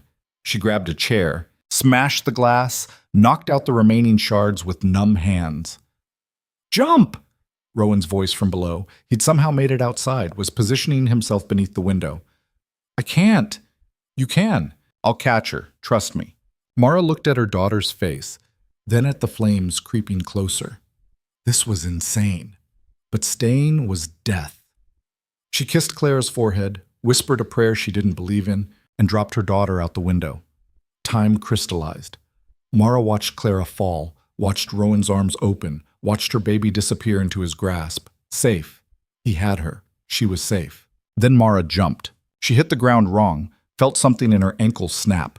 Pain blazed up her leg, but she was alive. They were all alive. Margaret appeared, dragged from a different window by Thatcher's guards. The building burned behind them, collapsing in on itself with sounds like dying animals. Everything they'd gathered, documents, evidence, the proof that backed their claims, turned to ash. Garrett stepped out of the shadows across the street, his expression satisfied. "Pity about the fire," he called. "I hear it started in the document room. Such carelessness." Rowan handed Clara to Mara, his eyes never leaving Garrett.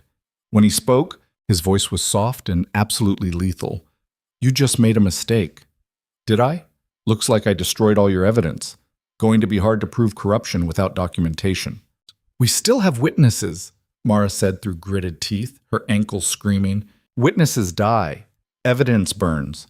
And I have friends in very high places now." Garrett smiled. "You're finished."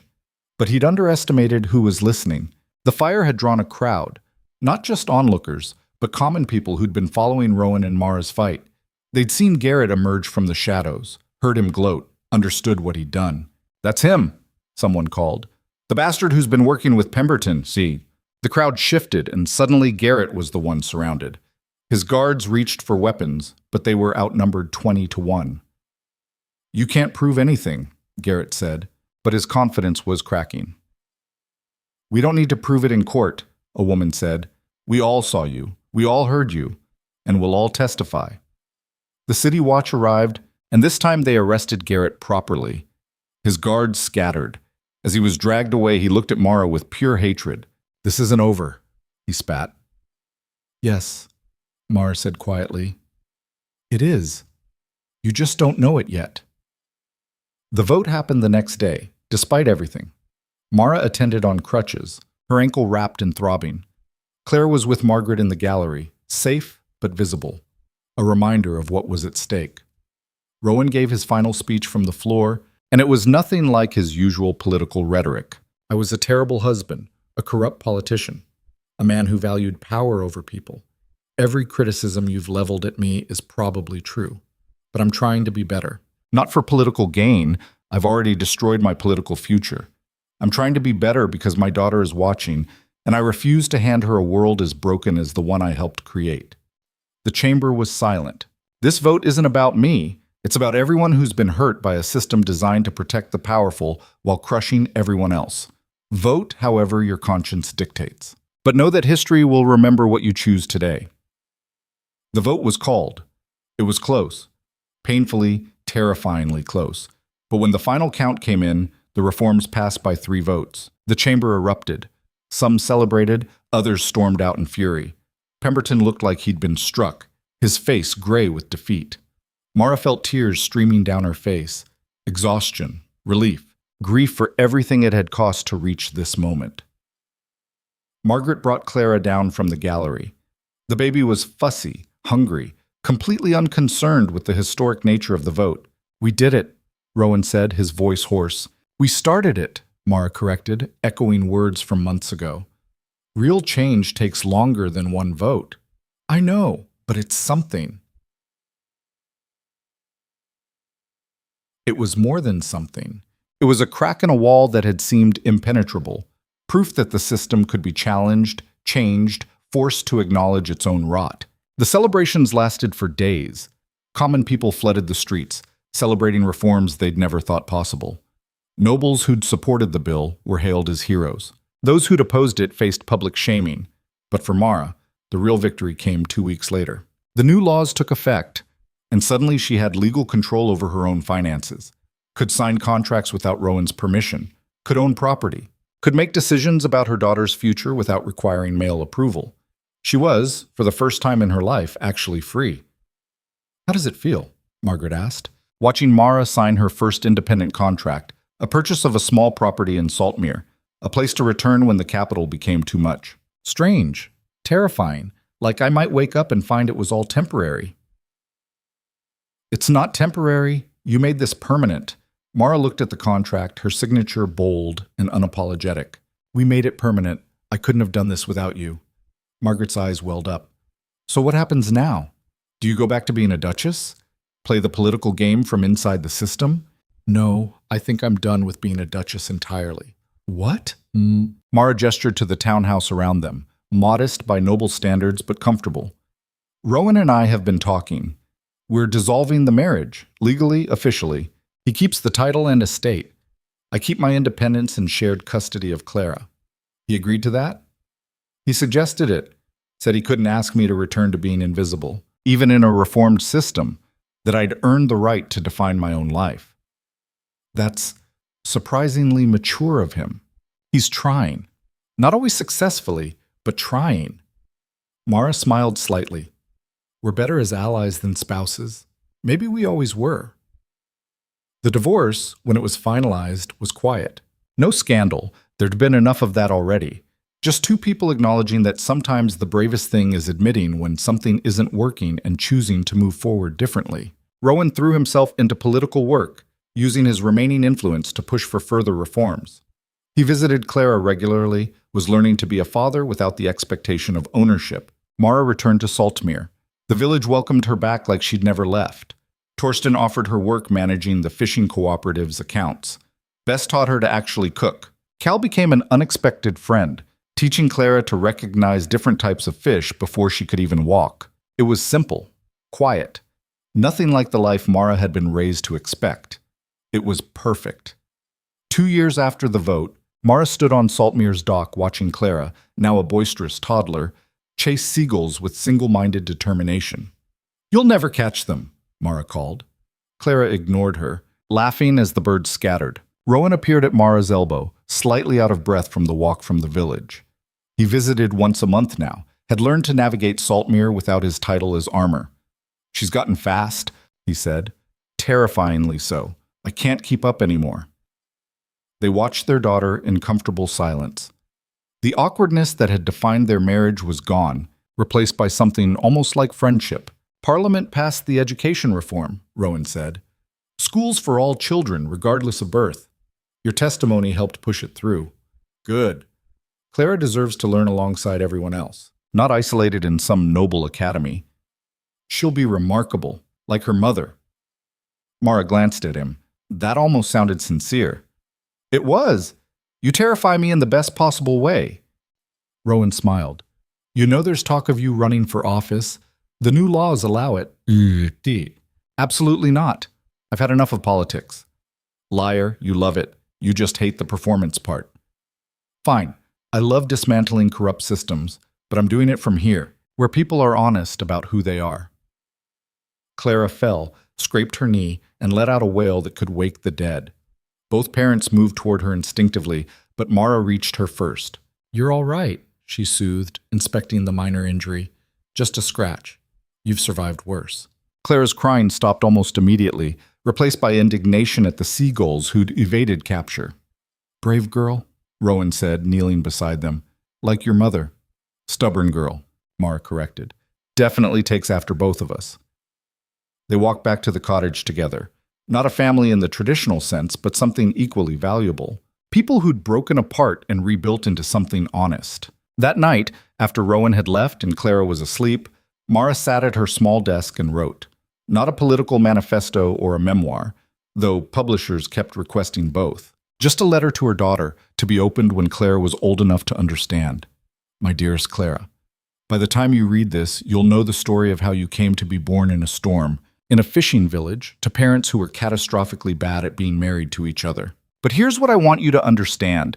Being seen is a choice, not a gift. People will try to make you invisible your entire life. Will tell you to be quieter, smaller, more acceptable. Will suggest that survival means accepting whatever they're willing to give you. Don't believe them. I spent 3 years invisible before I realized I could simply leave. It was the hardest, stupidest, bravest thing I ever did. And it taught me that freedom isn't something you're granted. It's something you take. Your father learned that too, in his own way. He had to lose everything to understand what actually mattered. We both did. You're going to make your own mistakes.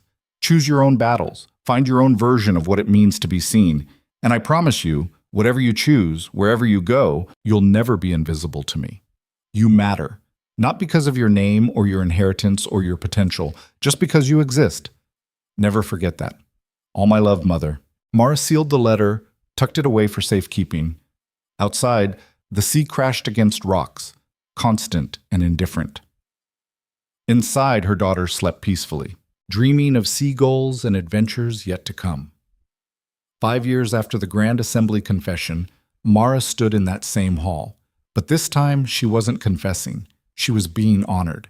The new queen, young, reform-minded, everything the old guard had feared, had created an award for citizens who'd fundamentally changed the kingdom for the better. Mara was the first recipient. "Duchess Alara Vance of Hale," the queen announced, using the title Mara no longer claimed, who became Mara Thorne, who became herself, who showed us that courage isn't the absence of fear, but the refusal to let fear define us. The hall, once filled with people who'd wanted her dead, erupted in applause. Mara walked to the platform, still limping slightly from her ankle injury that had never quite healed right. Clara walked beside her, 7 years old now, wearing a simple dress and looking thoroughly unimpressed by the pageantry. "This is boring," Clara whispered. "I know. We'll leave soon." Mara accepted the award, a medal, some official documentation she'd probably never read, and was expected to give a speech. She looked out at the crowd, saw faces that had changed and faces that hadn't. Saw Rowan in the back, still fighting his own battles in Parliament. Saw Margaret beside him, now his chief political advisor. Saw Thatcher, older but satisfied. Saw common people who'd been allowed into the ceremony for the first time in history. "I don't have a speech prepared," Mara said. "I was never good at those, but I'll tell you what I've learned." The hall quieted. Being invisible is safe. Speaking up is dangerous. Running away feels like failure, and sometimes the only way to survive is to burn down everything you thought you needed. I was a duchess who became a widow, who became a mother who became myself. Not because I was special, but because I refused to accept that my only options were suffering in silence or dying quietly. Every person in this hall has that same choice, to accept the world as it is, or to fight for what it should be. Neither choice is wrong, but don't let anyone tell you that fighting is impossible. I lived in poverty with a newborn, worked in kitchens until my hands bled, faced down mobs and crime lords and the entire aristocratic system. And I'm still here. Broken in places, stronger in others, but here. Mara looked down at Clara, who was examining the medal with critical interest. My daughter will inherit a world that's marginally less terrible than the one I was born into. Not perfect. We're not capable of perfect. But better. And that's enough. Make it better still.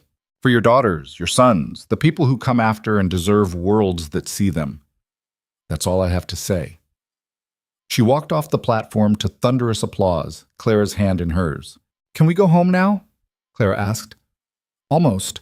Your father wants to have dinner first. Do we have to? Yes. Family dinners are important. Even when family is weird, especially when family is weird. They met Rowan and Margaret at a restaurant, nothing fancy, just a place that served good food and didn't care about titles. Clara entertained herself by arranging bread rolls into complex architectural structures while the adults talked. The education reform is working, Rowan said. Attendance is up 40%. Children from every social class learning together. Good. What about the labor protections? Passing through committee should be law by year's end. They discuss politics like colleagues, occasionally like friends, never like former spouses. It worked for them. Clara's bread tower collapsed. She started building again immediately, undeterred. She's persistent, Margaret observed. She's impossible, Mara corrected fondly. She got that from both of us. What will you tell her, Rowan asked. When she's old enough to understand everything that happened? The truth. All of it. The good, the terrible, the parts where we both failed spectacularly. Mara smiled. She deserves to know her parents are human. Makes it easier when she makes her own mistakes. And if she asks why we're not together, I'll tell her that sometimes love looks like letting go, that we fought for each other in the way we could, by becoming people worthy of respect instead of trying to force something that was broken from the start. Rowan was quiet for a moment. Do you regret it? Any of it? Mara considered. I regret the pain, the fear, the years we wasted pretending. But I don't regret where we ended up. Broken, honest, and finally capable of seeing each other. That's not a bad epitaph. Don't jinx it. I plan to live for decades yet. Clara abandoned her bread architecture to demand attention, and the conversation shifted to lighter topics. Plans for the upcoming harvest festival. Whether Margaret should accept the marriage proposal she'd received from one of Thatcher's assistants. If Rowan should get a dog, which Clara was lobbying for aggressively. Normal things. Human things. When dinner ended and they parted ways, Mara and Clara walked back through streets that had once terrified her. Now they were just streets, familiar, safe enough, home. Mother? Clara asked as they crossed the bridge toward their townhouse. Yes? The Queen said you changed the kingdom, did you? I helped. A lot of people helped. Will I change things? Mara looked down at her daughter's upturned face, so serious and young and full of potential. Only if you want to. You get to choose what kind of person you become. That's the gift we fought for, the right to choose. I choose to have a dog. Mara laughed. Talk to your father. He's the one with the estate.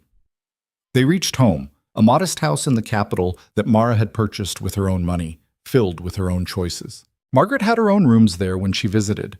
Rowan never stayed over, which suited everyone fine. After Clara was asleep, Mara stood at the window looking out at the city.